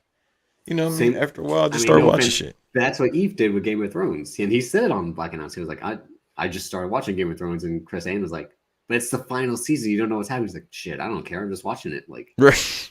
But that that's makes sense because shows. There's a lot. That's a lot to catch up on. And if you watch like what you need to know about Game of Thrones, you're not missing much. Like it gives you the big important stuff because a lot of Game of Thrones was plotting. Like it was the ultimate like build up. Something would happen. Build up. Something would happen. Build up. Mm-hmm. Which has always been my problem with TV and why I prefer movies because it's this time frame in the movie and that's it. Yeah. Potentially being a sequel, but the TV show, me liking a TV show can go like this, up and down, or up, and then down. And if I don't like a show afterwards, I feel like jump the shark, then I'll just stop watching. I won't continue to watch it. That's how I felt like after I caught up on Power because one podcast I listened to was always talk about it. I'm like, let me check this out. And then when I almost caught up at this, it was when Ghost got to jail. Yeah, I just stopped watching. I'm like, you know what? It was like the All American. I'm like, this show's garbage, and I don't want to waste my time anymore. Like, I only like certain aspects of this show, so I'm not going to. But I'm like, I don't want to continue because I see the show for what it is, and I don't find it that entertaining or getting enjoyment out of it. Yeah, and that's how I am with everything. For the most part, it's like, all right, I'll catch on to it later because it's new to me, motherfucker. If I just listen to it, it's new to me. So, but I ain't gonna hold you. I think it's tonight or tomorrow, but it'll probably be on the sites tonight. Oh, that Ghost. Yeah, I'll check. I'll check Power. Oh no, but Force, the Tommy Show. Yeah, I'm watching that. Yeah, see, I'll check that. Yeah, I'll check that out because that's my tethered. Yeah, so tonight I'll definitely be watching that. Yeah, or whenever it comes out. But I need to finish like book 2. Book 2, yeah, and I told you, like, I'm not a fucking time in the day. I'm kind of interested in book 2, but I know what Power is because I had watched the original, so I already know just like oh, it's half-assed storytelling, bland direction, and like this happened. Like it's a soap opera. Yeah, it's dun dun dun. Yeah, that's all it is. It's you like, mean he's not my dad? Dun dun dun. Like it's overacting, modernized soap opera. Like Mary J. Blige is by far the angriest TV character out right now. She's always pissed about something. It's like, God damn, baby. Mary J. I'm on yo still. But I mean, hey, like I said, I love Euphoria. I mean, it's not for you. It's not for you. It's what. Thank you. You see how those do shit, people? I told you before, like I had told you before, like check it out. Maybe you'll find it interesting. I said it was Church Up to Grassy, or like there's some pressure on the show. You might like that. And you're like, bet. And now that you check it out, like I can find that on the Instagram. I don't have to watch the show for it. Right. I subscribed to her Instagram. That was good enough. But and you told me stuff before, like you're like, watch Money Plan. I'm like, you ever fucking tell me to watch that movie? Right, like that's what I tell people. Like, don't listen to my opinion about shit because I'm like, yo, I'm about to watch Moonfall. Like, people would be dumb to listen to me about most shit because it's like, bro, I'm about to go watch Moonfall somehow. You tell me it was like when Jim Norton's again. We always talk about Face Off, like terrible movie. What, you like Face Off? God, it's horrible. Throw my coffee in your face. Right. And then he's like, and then when 2 minutes later, somebody was like, "Oh my god, wait, he's right. It's a shitty movie." Yeah, I had moments of clarity, and I'm like, damn, that shit was bad. Yeah. Well, I mean, the biggest one was what did we talk about it last week? I had said something, and you were like, "Wait a minute, wait, holy shit!" You're like, well, you kind of realized that the Randy Orton evolution thing, but last week we had just mentioned, wow, shit, what was it? Yeah, because I'm trying to think of it too. And look, I just found a camera for Moonfall. It's lit. It's lit. I got shit to do before the UNC Duke game. But like I had said, these are all rumors about like the backstage scenes of Euphoria and or Reddit theories. But it makes sense again because when you see people interact in scenes in like this in a season before and then not anymore, something must have happened. And or like, why is this character not in it as much as they were before? It's that type of, again, like someone must have pissed someone off. Which is the thing about TV. It's not like if the writers hate you, they'll write you out the show. Like, simple as that. Or like, well, they'll give you the shittiest storylines and you're locked in because you probably have a 2-3 season contract. Mm-hmm. Which, I mean, damn, that sucks for Barbie Ferreira because the cat character was good in season 1. And now it's just like wasting away. Like Ben Simmons on the Sixers, like either free her or fucking do something. Like, come on. Hey man, listen. Granted, that time that's that man's own choice. But I'm just saying, like in that team, like either move on or do something with it. Like just give her something more than getting them cheeks clapped. That's all I see every single time. It's not anymore because it's like now she has this boyfriend and they turned it to like she doesn't love the boyfriend, which makes sense because that happens where, I mean, not to speak about personal experience, but someone can be in love with you and then fall out of love with you after a while once they realize like that's kind of it. But still, like I said, she found confidence, but then she's insecure again. I mean, not that can't happen because it can. We all have, I mean, I have my days certainly like that where I feel on top of the world and then 2 hours later I feel like shit. But like I said, it was just a weird course correction, and then you can tell obviously that, like I said, there's nothing with Jules and Nate anymore, and they gave Cal more runtime. But I think that's because Sam Levinson has this fascination with exploring toxic masculinity. Like it's heavy in that movie, Assassination Nation. And that kind of is something that needs to be told more. In terms of like I said, men, because more often than not, it's that they're not speaking their truth or all that because they had to be what the originality of a man is. But no, you're a man. They're gonna hear he's a man, such a man. No, I just thought about that. A man. Or I'll make a man out of you. And that's the only thing I like about that movie too. How dare you? It's a great movie. What I was about to say? Hey man, listen. So they got renewed for the 3rd season. Everybody's listening. All I'm gonna say is this, which I'm hyped for. I mean, like I said, I still if old girl don't OD, I ain't watching that shit. She got to go. That is also the other thing. It's the Rue stuff is annoying at a certain point. Like I don't want to see a person continue to kill himself in a way. Yeah. Like this bitch out here trying to be zombie. She keep doing the Raccoon City experiments on herself. Get her up out of here. That suitcase of pills is the Umbrella Corporation. Yeah, that's what I'm saying. She might be Wesker. Now I am pissed because you know what I mean. The moms, she finally found her a king, an African king, but now Shorty trying to get herself up out of here. That don't sound suspicious to y'all. Don't do that. Don't do that. That's the thing. That scene she had with Ollie was tough when she was like, "What are you gonna do? Hit me?" And I was like, "Damn." Stop. Sorry, Deacon Jones, relax. Yo, I'll take that belt off. You think you gonna do some drugs on this? When you go outside of when you slap a man's head or a woman's, you got like that man said that. And he was like, "Well, does it not work the same?" But they're like, "But that's not the point." Like, bro, I'll take that belt off. If Rule's my kid, I take this motherfucker belt off so fast. Oh, you want to do drugs, huh? But yeah, and why I think it's going in that direction because, like I said, Sam Levinson had a history of drug addiction as a teen. Still, but I'm saying like, so he probably did relapse or all that. But I also see this as a way maybe writing Zendaya off because she's again not still a Hollywood movie star with Spider-Man and Dune and whatever else you have coming after that. She got a biopic coming out about some rocks. She booked and busy, as they say. She'll still be a producer more, and maybe even the narrator, just like a ghost. I mean, that was kind of a theory that Cal had shared before. That people think she's a ghost the whole time. I'm like, that'd be fucking stupid. And when it doesn't, because you see her interact with. It's not Sixth Sense where people are ignoring her. No, but it's probably what if it took place like all this takes place years ago or something. Because it looks dreamy to begin with. Well, that's kind of like you would think it would with the narration. Excuse me. It's not like the Wonder Years. Because obviously that person alive. No, it makes you think like that. But she said in that second episode, like sometimes I think I'm psychic, and that's how she's able to know that person's entire history because she's narrating this person's origin story. She's narrating Cal, who's 30 years older than her, You see what happens, Cal? You don't wear rubbers, you get babies. So wear rubbers, people. We talking about on the TV show, Cal, right? Yeah, the Cal Jacobs character. Because I'm saying you gotta.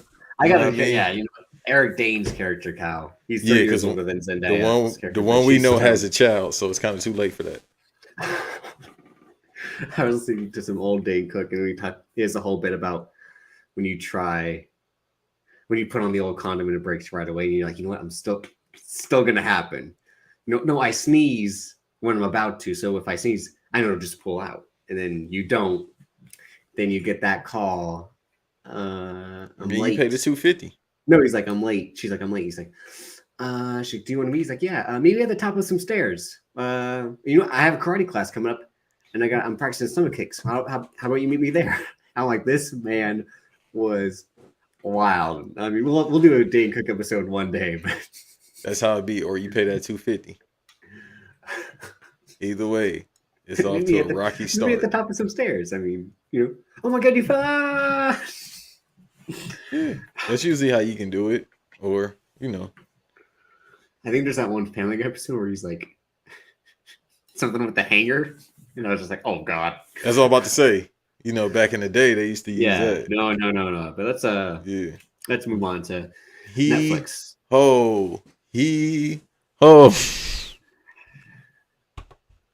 Netflix. So you watched this weird trailer of them previewing all their movies, but with the actors playing the characters in these movies breaking the fourth wall to talk about Netflix movies. Hey, Netflix said y'all about to unsubscribe. I think the fuck not. No, you will, because these movies are all C+ movies. Or lower. But these are the quintessential Netflix movies, so people will still sign up for them. But I'm saying like these movies would make no money at the box office. So we talked about with Red Notice. Like these movies are the movies that studios want to unload in January and February because but yet these fucking idiots won't upload the Batman on Warner Brothers. So I don't have to go to the movie theaters. Gonna make money. I don't want to fucking go to the theaters for it. Let me try to find that. Imagine me trying to watch a can rip to that shit. I'll be like Stevie Wonder at that motherfucker. It's about to be black as a motherfucker watching that movie, bro. You better not. Hey, if anybody take it from me, if you watch a Batman movie on cam rip, you are going blind. That shit is not. No Batman movie has ever looked good via cam rip. Okay, hang on. You want me to bring it up? Well, I don't think I could do it on screen because they will take it. Yeah, no, don't do that. No. Yeah, so I'm just trying to find. They clone Tyrone. And then another movie when Jamie Foxx is a cleaner. That's the thing. We'll get to the Jamie Foxx part at the end. But let me just read some of the movies they have coming up. They got some movie with Mark Wahlberg and Kevin Hart. And Kevin Hart, which was like, so they substituted Dwayne Johnson with Mark Wahlberg this time. Hey, that's man, what that is. Y'all can say what y'all want about Kevin Hart. He gonna get a check. That's why I'll never say shit. He been doing this for about 10 plus years now. He gonna do a buddy movie and get a check. I ain't mad at it. Cause if I can do that with Davis or anybody, we gonna do some C- movie and get paid. Fuck it. Fuck all that. I want my discography to be great. Fuck all that. You can't spend your discography unless you own it. Okay. Wait a minute. Where's that fucking thread? Kevin Hart got 4 beautiful kids. 2 ex that's beautiful. A current wife. I was just saying, he has wives, much like Ric Flair. He's had. Well, except for Kevin Hart's wives are beautiful. You ain't gotta do that. God damn. I mean, he knew it too. Why you think he said I'm going to Greg the Hammer house? What his second wife said? I can't do this. I'm bored. That's what she said. Rick would say to her, I can't do this anymore. I'm bored. And go to Greg the Hammer house. Oh, that was his first wife. Said that. And then that's how he found his second wife. So he was like earlier. It's like, yo, link up with me. We're at Greg the Hammer's house. Who the fuck is Greg the Hammer? Okay, so you'll find out. Here's the first movie in their thread, and this is one that you're hyped for. The Adam Project, directed by Sean Levy, starring Ryan Reynolds as a time-traveling pilot that has to team up with his younger self and his late father to come to terms with his past while saving the future. Jennifer Garner and Zoe Saldana are also in this movie. They stole that movie idea from me. That's about my life. So Future Banks I can act in that. And Past Banks. Future Banks. I don't even know how that motherfucker look. I'm scared. That's my line. Future Banks has a full head of hair somehow, and it's not a wig. Just like Jamie Foxx. Speaking, like I said, we'll skip over that. Paul Feig, who directed Bridesmaids, Spy, he's directing The School for Good and Evil, about an enchanted school where young heroes and villains are trained to protect the balance of good and evil. Kerry Washington, Charlize Theron, Lawrence, Don't Call Me Larry Fishburne, Michelle Yeoh, Ben Kingsley are also in this movie. Big so skip. This is fake ass Harry Potter is what this is. That's what I was thinking about. I'm like, wait. Oh, that's what I need to watch. Those movies. You say this every week. I do. You know how long I've been doing that? 12 years, legit. 12 years. I've been saying that for 12 years. Since they ended. You're Yeah, like, when the last years. one came out, you're like, you know what? I need to catch up on those, finally. Legit. Okay, so I'm a man of my word. Even if it takes me a minute, I'm going to commit to it. So one movie every weekend, starting tomorrow. Because I grew up with those movies, except I stopped after the sixth one. So I never finished them either. No, so you watched Prisoner. Prisoner of Azkaban is the third one by Alfonso Cuarón. So Deadly Hallows too. You didn't finish. I didn't see either Deathly Hallows. I stopped at Half Blood Prince. That's what I stopped at. That's what I was about to say. Okay. So like I tell people, I'm a man of my word. Even if it takes me a minute to get something done, every weekend from the BVD at the BVD account, I will tweet my ideas about or my review about these movies. Yeah, don't tweet ideas. Don't do that. Don't do that. No, because they about to try to reboot that shit anyway. But I will give my review on every Harry Potter movie. Am I gonna like it? Probably fucking not. But I'm a man of my word, so I'm gonna stick to it. Next up, we have from the wicked minds of director Henry Selick and co-writer Jordan Peele comes Wendell and Wild, a tale of two scheming demon brothers, voiced by Keegan-Michael Key and Jordan Peele, who enlist a 13-year-old cat, not a cat that's 13-year-old, a girl who's named Cat, to summon them to the land of living, all told through handmade artistry of stop motion. Henry Selick, I think, also wrote a few Tim Burton movies, so this kind of makes sense. I'll watch. This next one, and I've been following this movie for 2 years when they first announced it. When the CIA's most skilled mercenary, played by the man, Ryan Gosling, whose true identity is known to none, accidentally uncovers a dark agency secret, a psychopathic former colleague, played by Chris Evans, my other guy, puts a bounty on his head, setting off a global manhunt. This is The Gray Man, directed by the Russo brothers and written by Marcus and McFeely, who wrote all the Captain America's Infinity War and Endgame. So they got the band back together, the Russos, Marcus and McFeely, to direct this book with Ana de Armas is also supposed to be in it. But this is supposed to be like their big action movie this year. And I'm like Gosling and Chris Evans. Skip. Fuck you. Skip. Shit. Directed by Nikki Caro, the mother stars J-Lo as a deadly assassin. Who comes out of hiding to protect the daughter that she gave up on years before while on the run from dangerous men. So this is, Skip. See what I'm saying? Like, these are movies that when you would see the trailer, much like a 355, a Moonfall, you'd be like, I ain't seeing that shit. I am. On camera. My review of Moonfall is coming later on tonight. I'll watch it tonight. Suspicious that her colleague is responsible for a series of mysterious patient's deaths, a nurse risks her own life to uncover the truth in this gripping thriller based on true events. The Good Nurse with Jessica Chastain and Eddie Redmayne. Yeah, that's gonna be their phony awards movie this year. Skip. Because a Lindsay Lohan movie where she's back apparently. Huh? Yeah, she's trying to make a comeback. Speaking of Euphoria, there you go. Hey, let her be a teacher in season 3. This is how you sniff a line backwards. This is how you take perks upside down doing a headstand. This is how you drink heroin. Wait a goddamn minute. That bitch is rude for real in real life. Ooh, 90. This look like a Quaalude. End of the Road stars Queen Latifah as Brenda, who drives her brother, played by ludicrous Chris Bridges, and kids cross country to start a new life. In the middle of the New Mexico desert, they become the target of a mysterious killer and must learn to fight back. That don't sound like no kids movie. It sounded nice in the beginning. No, it's basically like a Joyride with did you ever see that with Paul Walker, Steve Zahn, where the trucker comes after them? I've heard of it, but damn, it's supposed to be nice. And Queen Latifah definitely beating his ass, bro. Who you calling the bitch? UNITY slap. Her big ass. She definitely beat the fuck out that trucker. You don't even need Luda. Fuck that. Well, he's driving in this. He got to be the driver. She definitely the shooter. So he doesn't get. So it's Fast and the Furious alternate universe. Basically, from director Jeff Wardlow comes Boo with an exclamation point. When a teenager accidentally unleashes a mischievous spirit on Halloween, causing decorations to come alive and wreak havoc, she must team up with her skeptical father, played by Marlon Wayans, to save their town. You in?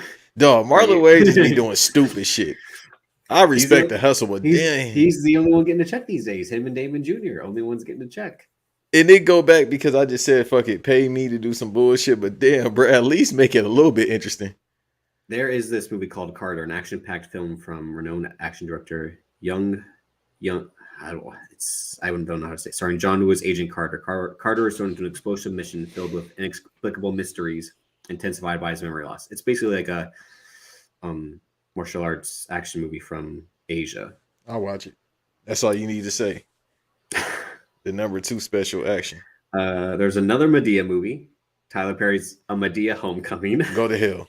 Madea prepares to welcome her family, who have all come to town to celebrate her great-grandson's graduation from college, when some hidden secrets threaten to destroy the joyous family homecoming. I thought that big bitch died. I swear she died in her last movie. And he's talking about some holler, I'll never do the movie again. And this bitch just come back. There's the second Enola Holmes movie, which is Sherlock Holmes' sister, which Henry Cavill plays Sherlock Holmes. Yeah, Millie Bobby Brown is Enola Holmes, so they're doing that again. This one is kind of interesting. Wait, hold on 1 second. I know you've been disrespectful about Stranger Things. Stranger Things season 3 was supposed to come out like 2 years ago. What the fuck going on? You're talking about season 4 now. Yeah, season 4, my fault. That shit was supposed to come out like 2 years ago. The pandemic wasn't that bad with production. Because these other kids are making movies and shit. Dog, they legit shot that shit like 2-3 years ago. No. And plus, this is what I mean. Like when you see my next movie, which I'm kind of interested in because I like the director Chris Landon, who did the Happy Death Day movies, Zombies. I mean, Scout's Guide to the Zombie Apocalypse. He's a good horror comedy action director. Kevin's family finds a ghost named Ernest haunting their home and become social media stars. But when Kevin and Ernest dig into Ernest's past, they become the targets of the CIA. This stars Anthony Mackie and David Harbour, who's from Stranger Things. The Netflix method is to have these people who are on, they reuse the same actors over and over and over. They have their own repertory company. Millie Bobby Brown, David Harbour, Henry Cavill, who's in The Witcher, is in the Enola Holmes movies because it's a Netflix. They just reuse. If you have a Netflix deal, you have a Netflix deal. Like Adam Sandler's basketball movies finally coming out. Hustle. That shit look fire. I ain't gonna don't do that. They got Anthony Edwards in it. Oh my god. From the Timberwolves. I was gonna say no from Top Gun. What was it? Yeah, they got Anthony Edwards in that shit, doing what he do in real life, yamming on people. The main star is fucking Juan Hernan Gomez. Come on. I don't give a flying fuck. He sold me by having a great player on there, well, a young great player on there. The gif is him next to and Seth. He really loves basketball. Seth Curry is next to him. Dog, it don't matter. Adam Sandler be really balling in and one gear. He dressed like Angelo Dawkins. Because he got money. Yeah, Angelo Dawkins got money too. There is a science fiction adventure. And hold on 1 second. With Halle Berry and Omari Hardwick. That's it. That's all you need to say was Halle Berry or anything. I don't give a goddamn about the mothership. Finds Sarah, played by Halle Berry, 1 year after her husband, Omari Hardwick, mysteriously vanished from their rural farm. When she discovers a strange extraterrestrial object underneath their home, Sarah and her kids embark on a race to find the truth. So this is E.T., but the dad, I guess. So is she the star? That's all I give a fuck about. Yeah. Okay, let's move on. I'm gonna watch it. Once again, she had her MMA movie come out a few months ago. Omari Hardwick was in Army of the Dead. Netflix deals, people. So you're saying we got to get a Netflix deal? Yeah, those are the real 360s. You sign a deal on Netflix, you get 8 movies. Hey, Netflix, fucking pay me. No, I'm going to HBO Max. Next, we got what was called Escape from Spiderhead, but it's now just Spiderhead. Set in the near future, where two convicts, played by Miles Teller and Journey Smollett, grapple with their past in a facility run by a visionary, played by Chris Hemsworth, who experiments on inmates with emotion-altering drugs. So I'm in on this movie. I remember reading about this a year ago because Joseph Kosinski, who did Tron Legacy and then the always postponed Top Gun Maverick, directed this. And he directed this after Top Gun Maverick, and this is going to come out most likely before. No, Top Gun don't exist. I'm starting to think that's just like Morbius. My theory. Yeah, because it's like, all right, bro. After a while, it's like just trailers. I'm starting to believe that because it's like, yo, I know, like I keep saying, pandemic or not, dog. They shot that in 2019 when we talked about it last week. When we found out last week, they shot that in 2019. It's like, all right, bro. By the way, I will watch that because that sounds like a shoot. Oh yeah. Well, apparently it was based on a short story or something. Hey, Journey, I'm on your ass. Didn't her brother? He was on some boy's ass. Here's our next movie. A new couple and their families find themselves examining modern love and family dynamics amid clashing cultures and generational differences in You People, a comedy from Kenya Barris, starring Jonah Hill, Lauren London, Eddie Murphy, Nia Long, Julia Louis-Dreyfus. Say less. And David Duchovny. Say less. You said Nia Long in it? Say less. Yeah. Let's move on. When that come out? Let me sign up for Netflix right now. That's it. These don't have any dates. It don't matter. I signed up. If it come out November 12th, I'm about to sign up for Netflix right now. Nia Long is good enough. Shouts to Jonah Hill. I mean, Lauren London. Yeah. No, I'm glad both of those people are in it just because they from the Valley. Like I said, few good people from the Valley. My girl. And I'm glad. And Eddie Murphy. He was supposed to have a Netflix stand-up special, but COVID said, nah. And him. Like I said, it's kind of hard to get out of bed when you've been rich for your entire life down there. Also, too, real quick. What? I'm not going to address them fucking pricks on Twitter. No, I'm glad that she's working now. You know, she... Oh, what those idiots said. Like, she looks good. She always looks good. Yeah, it's not about the money. It's just, dog, it took her a while. She probably had roles for years, but she wanted to, take care of the kids. But now I'm glad that she's working. Hopefully that gets her mind off the past 3 fucked up years she's been going through. Well, she was in Without Remorse last year, the Michael B. Jordan movie. Yeah, I was happy to see that. And then the fact that how they, I won't spoil it for anybody. The fact that how she exited out the movie, I think that was good just because of the past 3 years. Well, no, that's how that book was written. But then again, she shows up in like flashbacks. But that's the whole point of that. No, but they didn't show the actual, harm to her. No. Yeah, just because. Well, that's again the whole point too, because it's been a long 3 years. Let's just say that. But and then I don't feel like getting depressed. There's some weird type like Narnia type bullshit that Jason Momoa, who is now part of the Fast family, is in. He is part of it. Called Slumberland. That's like a skip, but the last one, and it's the biggest one. It's one that we talked about a few months ago. It's the movie that literally everyone in Hollywood is in. Knives Out 2. Oh, so talking about the Kevin Hart and Mark Wahlberg movie? You didn't even say nothing about that. Yeah, I guess does it have a plot? Yeah, I'll get to that in a minute. But hang on. Not to step on your Knives Out 2 segment, but Detective Benoit Blanc travels to Greece to peel back the layers of a new mystery with Ed Norton, Janelle Monáe, Dave Bautista, Catherine Hahn, Leslie Odom Jr., Kate Hudson, Jessica Henwick, I think Ethan Hawke, and probably 18 other people that we don't even know about yet that are major stars. But no, the movie with Kevin Hart and Mark Wahlberg is called Me Time. It's about Kevin Hart finally having time to himself after his wife and kids go away. So he has all the time he basically has a free weekend, and him and Mark Wahlberg, his former best friend, reconnect. Oh, so it's legit like his real life. Yeah. And then he's slick, bro. Yeah. Now let's get to the Jamie Foxx movies, because this is what I wanted to talk to you about. Because this man's career is fascinating. Because one, he's an Oscar winner. I believe he's a Grammy winner too, correct? Yeah. I think multiple Grammys. Well, either way, this man can be an EGOT. He can have an Emmy, a Grammy, an Oscar, a Tony. He can do it all, basically. He is, again, a Renaissance man. The ultimate entertainer. So here's his first movie called Day Shift. He stars as a hardworking dad who just wants to provide a good life for his daughter, much like Jamie Foxx in real life. But his mundane pool cleaning job is a front for his real source of income, hunting and killing vampires. So he's Blade. Basically.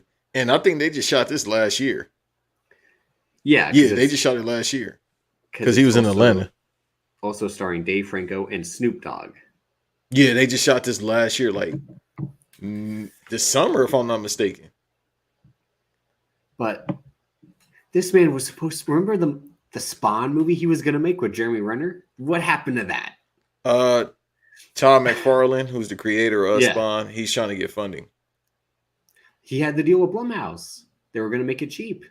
He said the whole deal was supposed to be like a Spawn movie where like it's not the full universe. It was supposed to be set in like a small rural town. Mm-hmm. Something happens and like Spawn's helping the sheriff played by Jeremy Renner. That was like in 2018, 2019 when I last heard about that. Yeah. So still, you know how productions go. I got to get the money for this shit, even if I'm being funded. But still, it's basically him and Blumhouse. And then you got two big actors that's still actively working.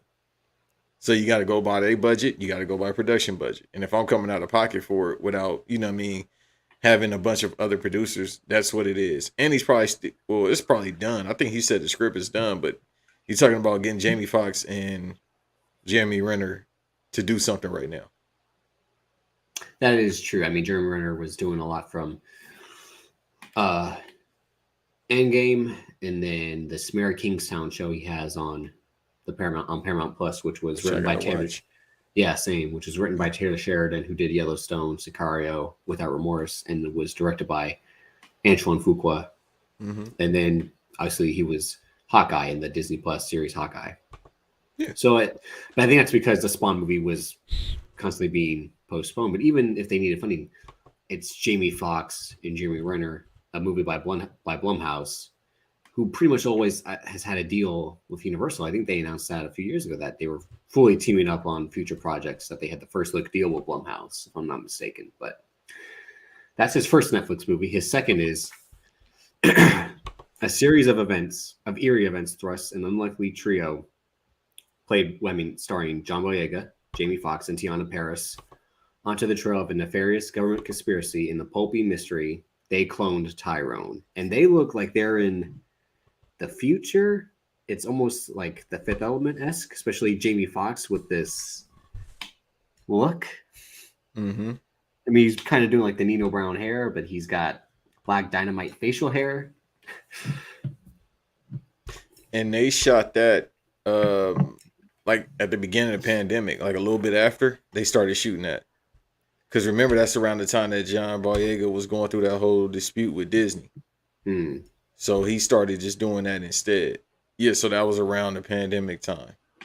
But he had that. While he also, and I brought this up on Twitter the other day, and you and I talked about it offline, this All-Star Weekend movie in which Steph Curry and LeBron James were the captains fucking back in 2019. Like, where's that movie? That was in production for years, even before 2019. That's been a passion project. I think they filmed it. They did. Because he has, where is it? It's his own. So I don't know what he's trying to do with distribution, but he had Robert Downey play a character in it. So let me read it. Malik and Danny are two truck drivers who are basketball fanatics and worship their respective favorite players, LeBron James and Stephen Curry. Danny's girlfriend, Abby, is reconsidering their relationship as she does not want to take a backseat to his obsession. The two drivers finally get a break from their dead-end job when they win tickets to the NBA All-Star Game. En route to the big game, Malik and Danny meet the beautiful and mysterious Asia, not the WCW Nitro girl, who might have her own hidden imagine if it was. Who might have her own hidden agenda. After many twists and turns, the guys find themselves and their heroes in a precarious life or death situation. So Jamie Foxx is Malik, a tow truck driver whose favorite player is LeBron James. Jeremy Piven is Danny. So that's probably why this movie isn't coming out.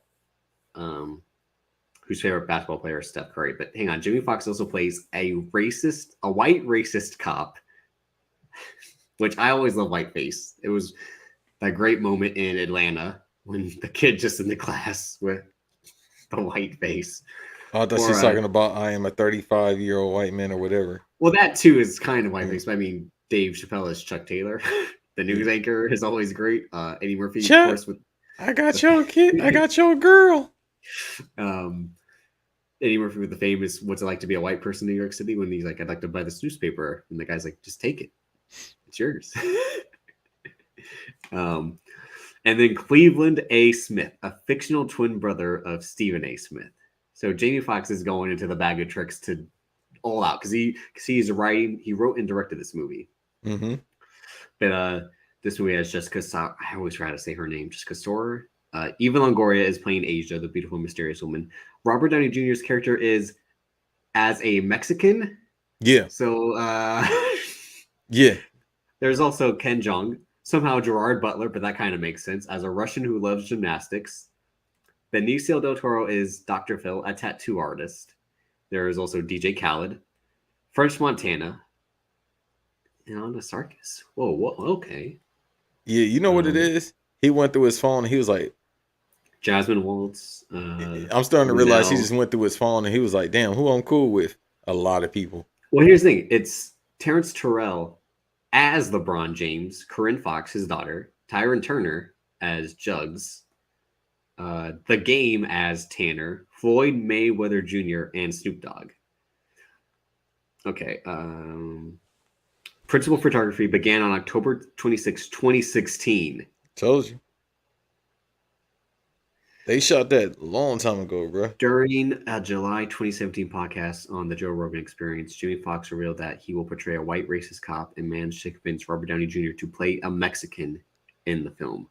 Fox reiterated this during a June 2018 interview on Jimmy Kimmel, while also revealing that Downey Jr. was only on set for 4 hours. No shit, Jamie. Right. He was like, just do me a favor, bro. In January 2019, the film was in post-production. Okay, hang on. Let me read this. So release. This is, again, all on Wikipedia. So let's take this all with a grain of salt. Even though I never listened to his Joe Rogan interview, but I always would get recommended the Jamie Foxx talks about Robert Downey Jr. in blackface, which I think was him kind of defending it because it's like we talked about before. Mm-hmm. Robert Downey Jr. was making fun of the actors who go to the extremes for roles. Because, again, that's what Tropic Thunder is. It's the ultimate satire of actors taking themselves far too seriously. Yeah. Whereas, like, Billy Crystal doing it at the Oscars to play Sammy Davis Jr. was just like, okay, that's really fucking weird. You could just got someone to play Sammy Davis Jr. It was scheduled to be released on February 16th, 2018 to coincide with the 2018 NBA All-Star Game. But post-production was not completed in time. The film was delayed to February 22nd, 2019, within a week of the 2019 All-Star Game, but ended up missing the release date for undisclosed reasons. Probably because they realized this movie is a piece of shit. Right. So who's the distributor? Is there a distributor? The film was then projected to be released sometime later in 2019 and in 2021. There is only production companies. Fox King Entertainment, which is Jamie Foxx's, Hidden Empire Film Group, Front Row Center Films, Tajima Equity Group, RCR Media Group. So this might just be a money laundering scheme. It might be, bro. Because like I said, I've been hearing it for years. And then now if he has a deal or whatever partnership he has with Netflix, why not get it distributed through them? That's what I'm saying. At this point, just be like, hey, I got this movie that is like the worst thing ever made. It would get all the attention if you had it on your service, whether it's bad attention or good. I mean, people be like, what's Robert Downey Jr. going to be as? Is he going to be like Shia LaBeouf in The Tax Collector? Like, no, I think he's supposed to be like Mexican, like, hey, órale ese. Not even Eddie Guerrero. Just like, I don't know. I come here from El Ecuador. I ain't even. Well, I think him and Jamie Foxx are supposed to be pretty good friends. I mean, they did The Soloist, and then I never saw Due Date, but I know Jamie Foxx is in Due Date, which Robert Downey Jr. is in. But that's what I said. This movie was just him going through his phone, like, yo, who I'm cool with. Yeah, every star has a movie like that. Who I'm cool with. Let me call and see if they want to do this real quick. But I remember when I first read this, I thought the movie was him and Robert Downey Jr. as the stars. But then, so when I read it, I'm like, whatever happened to that movie? I looked up and Jeremy Piven's the other star. I'm like, oh yeah, no wonder this movie didn't get released in the last 3 years. Because it was really post Me Too. It's kind of like right at the start of the pandemic when the shit about him came out. The shit on the Entourage set. No, I think it's just him in general, not on the set. It might have been on set, but it was just like him in general, or in like his career post Entourage. But because I could tell you this about Entourage, like, yo, they was Well, I mean, that's what that show was, though. It was living the gimmick. Yeah, the motherfuckers really was. Yeah. The only time I worked it, they for real. The show's about Leonardo DiCaprio, Mark Wahlberg, Tobey Maguire-esque people. I mean, look at Tobey Maguire in the last 20 years. Yeah. If you're a little pretty white girl, you working on Entourage, beware. But I'm just like Jamie Foxx. I mean, like you said, he's a working actor. He'll get this bag because he's got the Oscar. You can never take that away. I mean, because they would have taken Cuba Gooding Jr.'s years and years and years and years ago, or Adrian Brody's or whoever's. But I mean, it's just interesting, like the projects that he does have again. And when I had tweeted like, "What's the deal with this movie?" Graham, shouts to Graham, Public Enemies, and shouts to Graham for being on the upcoming album. Former guest of the show, check that one out. Welcome to Death Row. We show love to California, the greatest state in terms of producing talent and all that. Oh yeah, absolutely. Shouts out to Graham too. Once again, he already know what's up. He's like, what about this Tyson thing? Because remember, it's the one thing he's talked about for fucking years. He did it on the fucking radio interview. Supposed to be a movie directed by Scorsese. Then it got turned into a TV series last year with Scorsese producing and Antoine Fuqua directing. There's still not a home for it. And I'm like, but at least we know it's greenlit now. No, it's like Vera Mahan on Raw. It's coming. Yeah. It's been 8 weeks of promos. When's it fucking coming? Like, but you could tell it's coming because, like I told you yesterday, like he's in shape and he's actually gained more weight for it. Like his target goal was 225 just for the camera purposes. He's about up there now. He's close to that. So it's definitely coming. I can't just be waiting years for this project. Let me go do something else. Cause like you said, he's a working actor. And then I got people to feed. And besides that, you know what it is too? You got to be challenged. Maybe these are challenge movies for him. These are challenge pieces instead of me just doing the acting shit. Because when you're good at comedy, the acting shit, it ain't easy, but it ain't hard. Whereas if I'm doing something like this that's goofy, I'm just having fun with it. Yeah.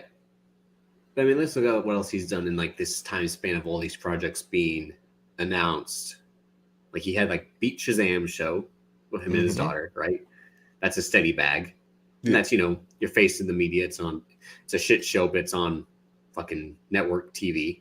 Yeah. So it's getting watched. And that was also just to kind of promote his daughter more as someone to have a career. There you go. He has No Way Home last year, which is I got to be in something, so might as well. Which is about to be the highest grossing movie of all time. Yeah. They called me a madman. He had Just Mercy, which was him doing the acting thing again. The movie Michael B. Jordan by Destin Daniel Cretton. And he had one more thing. What am I trying to... Let me see.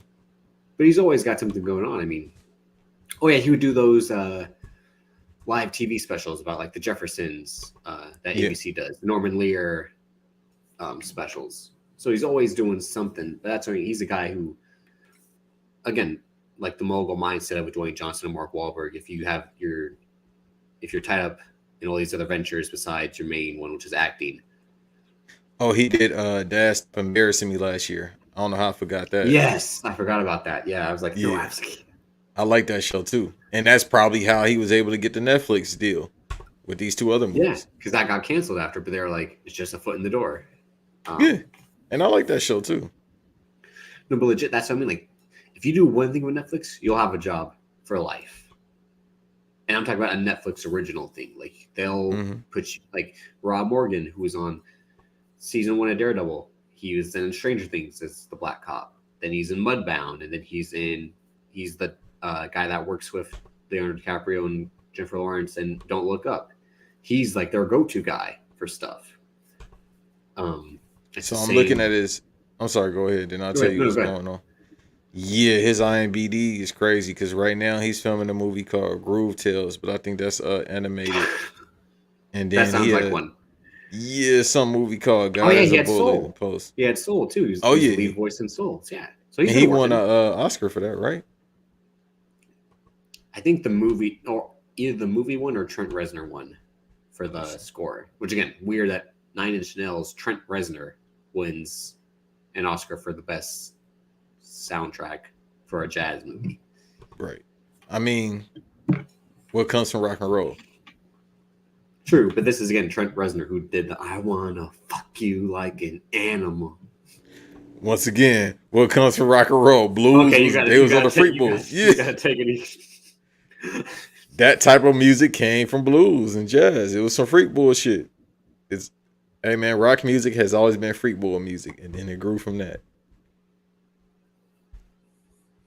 But nah, go back to your original point because I did step on it. I apologize. Oh no, it's just that the Netflix again they constantly reuse same actors over and over. It's a thing that if you really pay attention, HBO does the same thing.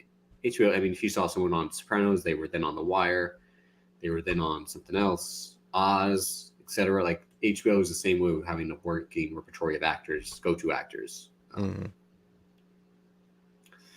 But yeah, I think that was kind of what else did we have on the docket? Yeah, that was it. I mean, which one of those Netflix movies? Because again, they're all skips to you, but which one are you really looking forward to? Because to me, it's The Gray Man, no doubt. It'll probably be. Is that the one with Journey? I was thinking, no, that's Escape from Spiderhead. Yeah, I want to see that or the Halle Berry movie. Okay, I might watch. No, I ain't gonna watch that Kevin Hart, Mark Wahlberg shit. Cause he make, you know what? He's a hustler. He make a movie based on his real life. Like he just like, yo, one day I just want to be in the house by myself. No, I said that about that fatherhood movie he made. He's like, listen, I might be a shitty husband, but I'm a great father. Okay, so I'm gonna make a movie where my wife is dead and I have to take care of this baby by myself. Yeah, and I still haven't finished the show on Netflix with him and Wesley Snipes. Oh yeah, see, even that, and that was kind of supposed to be like on his real life. See, and he's got the Netflix deal, like. Shit, he got a couple deals.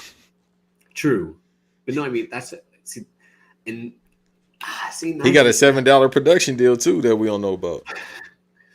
But that's what I mean about Netflix with like they want to keep up in the price, but look at what you're giving us. It's shit. All right, I mean, Knives Out 2 is a movie we're probably also looking forward to. I mean, did you still watch Knives Out or no? I gotta finish it, but I watched the first couple of minutes and I was like, oh no, this shit fire.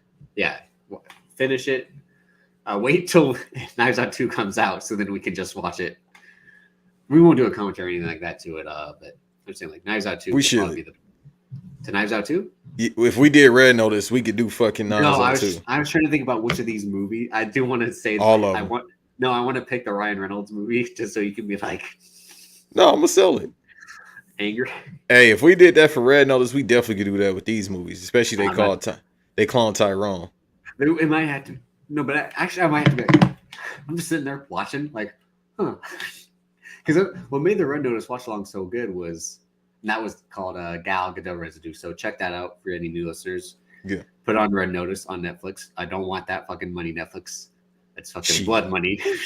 I'll take it. Fuck it. I don't care if it's dripping in blood. I only want prestige HBO Max money from here on out. That's the I want some money from them as well. At this point, I'll take a check from Cinemax. Fuck it. You'll basically be like the NASCAR tracksuit. Like I got this sponsor, that sponsor, this sponsor, that sponsor. For real, bro. I'll be like the Black Ricky Bobby. Yeah, when we did our Red Notice, because I never wanted to watch that movie. It was no. No, and we had to watch that movie together. And I was like, this movie fucking sucks. Bruh, that was so hard. That's how I knew I was meant to do this shit. Because to commentate on that, I said, all right, bruh. I was bored to tears. And then Gal Gadot has that Death on the Nile movie coming out still. I think it came out last week, right? Or this week. Either way, there are no good movies coming out until fucking The Batman. Let me see. We did that last week, but I'm just saying, like, It looks good, though, that Now movie. That's what I can say. That's how you know it's going to be bad because of her. Let me it's see. also got Russell Brand, and he was only good in the Forgetting Sarah Marshall and Get Him to the Greek. That was it. But yeah. I'm looking it up right now. Because I know it's coming out relatively soon. Death on the Nile. Let me see. February 11th. All right. Oh yeah. So it's coming out. Am I gonna see it in theaters? Hell no, because it's her. Fuck she can't no. act. But She it like looks Jackson good as a State. motherfucker though. I'll keep saying that. That shit look beautiful. Again, the ultimate mystery about that movie is what are they doing with Armie Hammer? Yeah, they took him totally out the credits. God damn. No, they just took him out of the TV spots. But I'm like, I don't think he's the guy that dies. I don't think he's a character. No, that bro, he's not in the credits. No, he is. He is. I can't read because I don't see this motherfucker. Oh, IMDb, he's not in the credits. They must have him at the bottom of the cast.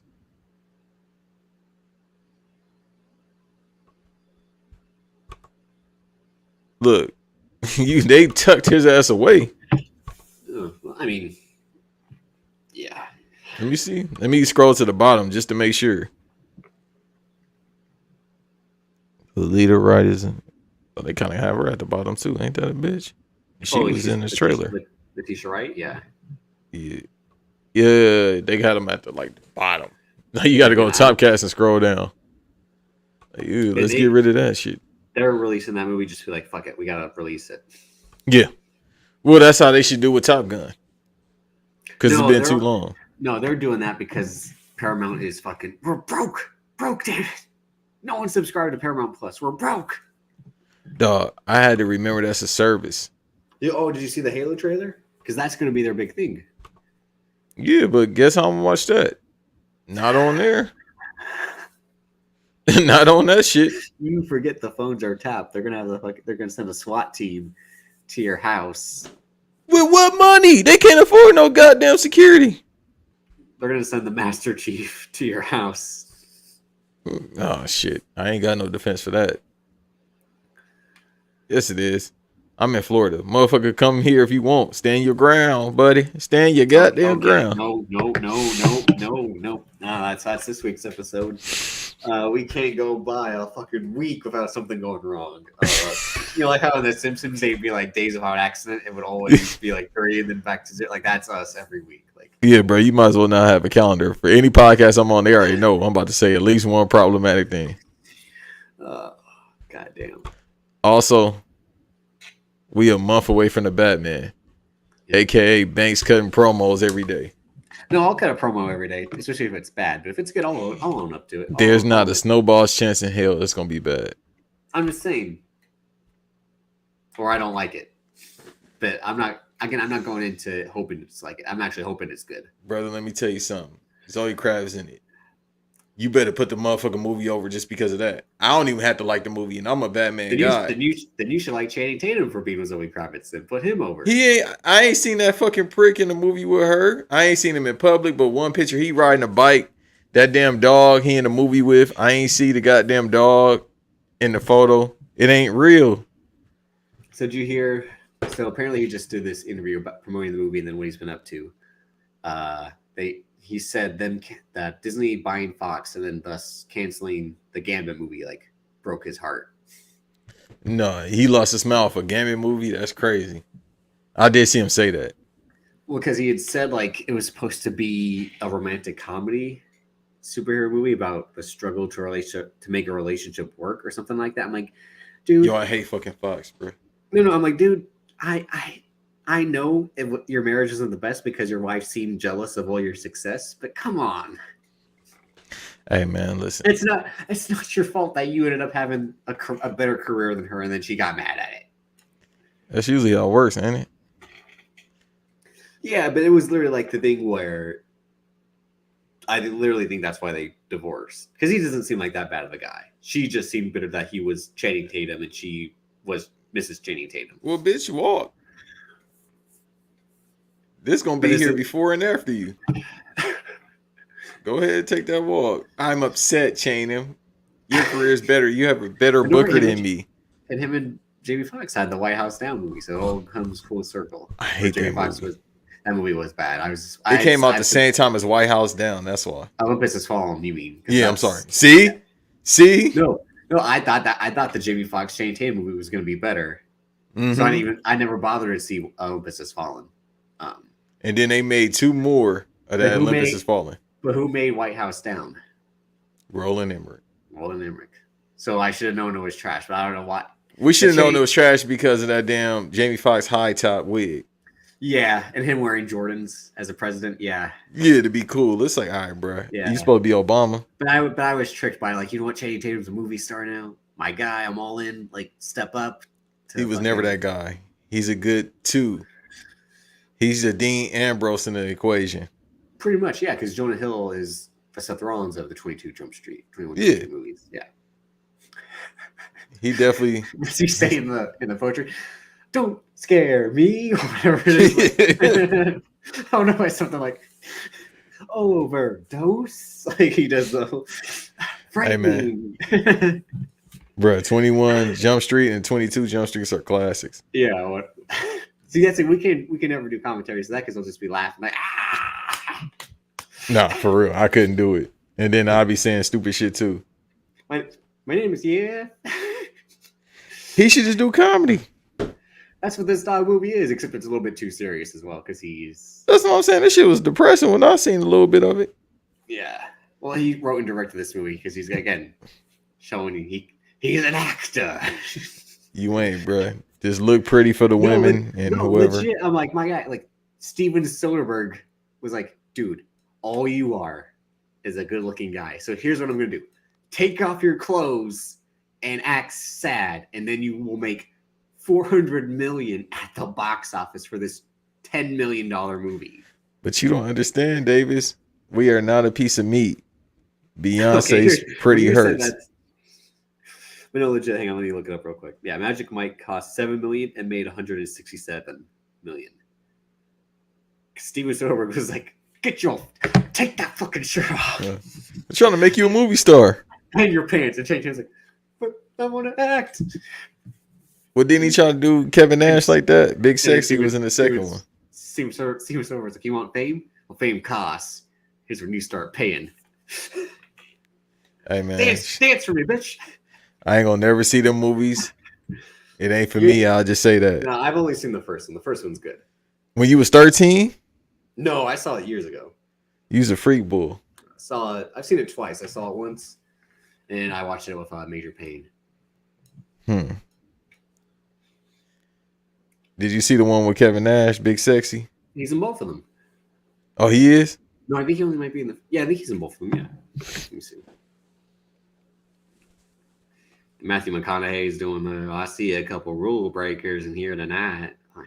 Wasn't he a pimp or something? Basically, he's the owner of the strip club, but yeah. So the new wave is on the strip clubs, right? Yeah, Kevin Nash is in both of them. He plays Tarzan. Tarzan. I would ask some questions like, "Yo, and his old ass can barely move in those movies too with those fucked up knees." Quad, oh, bitch. I tore my quad trying to. This man tears a quad sneezing. I don't know if they use stripping poles at a male strip club, and I don't. Nah, he's just doing the Step Up routine in those movies, and except like taking his clothes off at the same time. Did you ever watch Step Up? Yeah, okay, with the failed actress that's mad at Channing. Yeah, his wife. Exactly. See, it comes back full circle. See, I didn't kill my wife. Right. I don't care. I didn't kill her career. I don't care. Yeah, I was watching because me and my dad. See, last week you saw a little bit of me and my dad doing movie scenes together, like how you and I do. Like Yeah. him and I did The Town.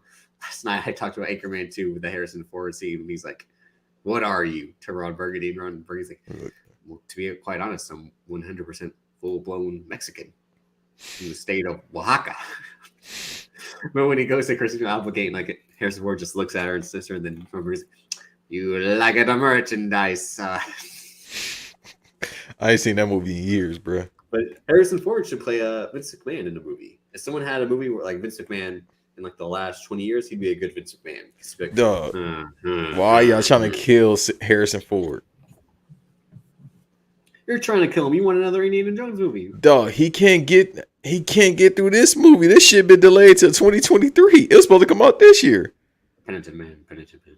Yeah, Penitent man, that motherfucker hearing that every time he go to sleep. That's his post. Dog, that movie's supposed to come out this year. They pushed that back. No, I think they pushed it back to like 2024. That's the funniest thing is that this man hated being Han Solo, but he's like, I keep wanting to be Indiana Jones. Like, keep making these movies so I don't have to make the fucking Star Wars movies. Yeah. Have you heard anybody say they have a good experience after doing Star Wars? It's the reason why Mark Hamill was like, you know what? I'm going to do the Joker, so I ain't never got to do that shit again. Oh, no, don't forget he got in a bad car accident after the first one. I know. And he probably like, God damn. After years went by, he was like, I wish that car accident would have did more damage. I mean, I guess the only one would be Tamura Morrison, because while everyone shut on the prequels, he was Jango Fett, and then now he was Jango Fett, now he's Boba Fett. So, I mean, I guess he's the one like, hey, worked out good for me. Yeah, but it's the TV. Even like, Ewan McGregor was like, I got divorced. I could go back to be Obi-Wan again. Those are big checks. Yeah, but you see it's in TV format. If it was a movie, they probably be like, hell fucking no. No, because you have to devote more time to TV. No, but you ain't got to be on location like fucking months. That's why. With TV, he's the main star, so yeah, he does. Nah, but not like, you know what I mean? Like, they shoot their exterior shots like for real, in like the deserts and all that shit, bruh. And then the thing is with the TV show, it's not like I got to answer 1,000 questions to some fucking morons like they do with the movies. Like, so when he was cryogenically frozen. No, they do it even more for the TV shows now that they brought fucking Luke Skywalker back and fucking, again, how'd you get out the Scarlet pit? Like, so the blaster you used was it? I gotta get my. But that's what I'm saying. But that's cool because it's like, all right, bro, I don't have to go into detail after detail after detail. Man, with like the glass on nose. Hey Vince, shut the fuck up. Like, bro, that's what I'm saying. Like, if I'm doing it, isn't the dude that played Anakin coming back too? Yeah. When the fuck is this show even coming out? Next year. They were shooting it last year. No, it's supposed to be this year, sometime this year. Right, because I was like, they were shooting that motherfucker last year. With Han and Osei Jackson Jr. in it. That's what I'm about to say. I'm like, bro, they were shooting that shit last year. Why the fuck is it taking that long? I'm not excited. I'm gonna definitely tap in, but the Boba Fett show, like I said, we'll probably talk about that next week. I'll be caught up by then, but it's all right.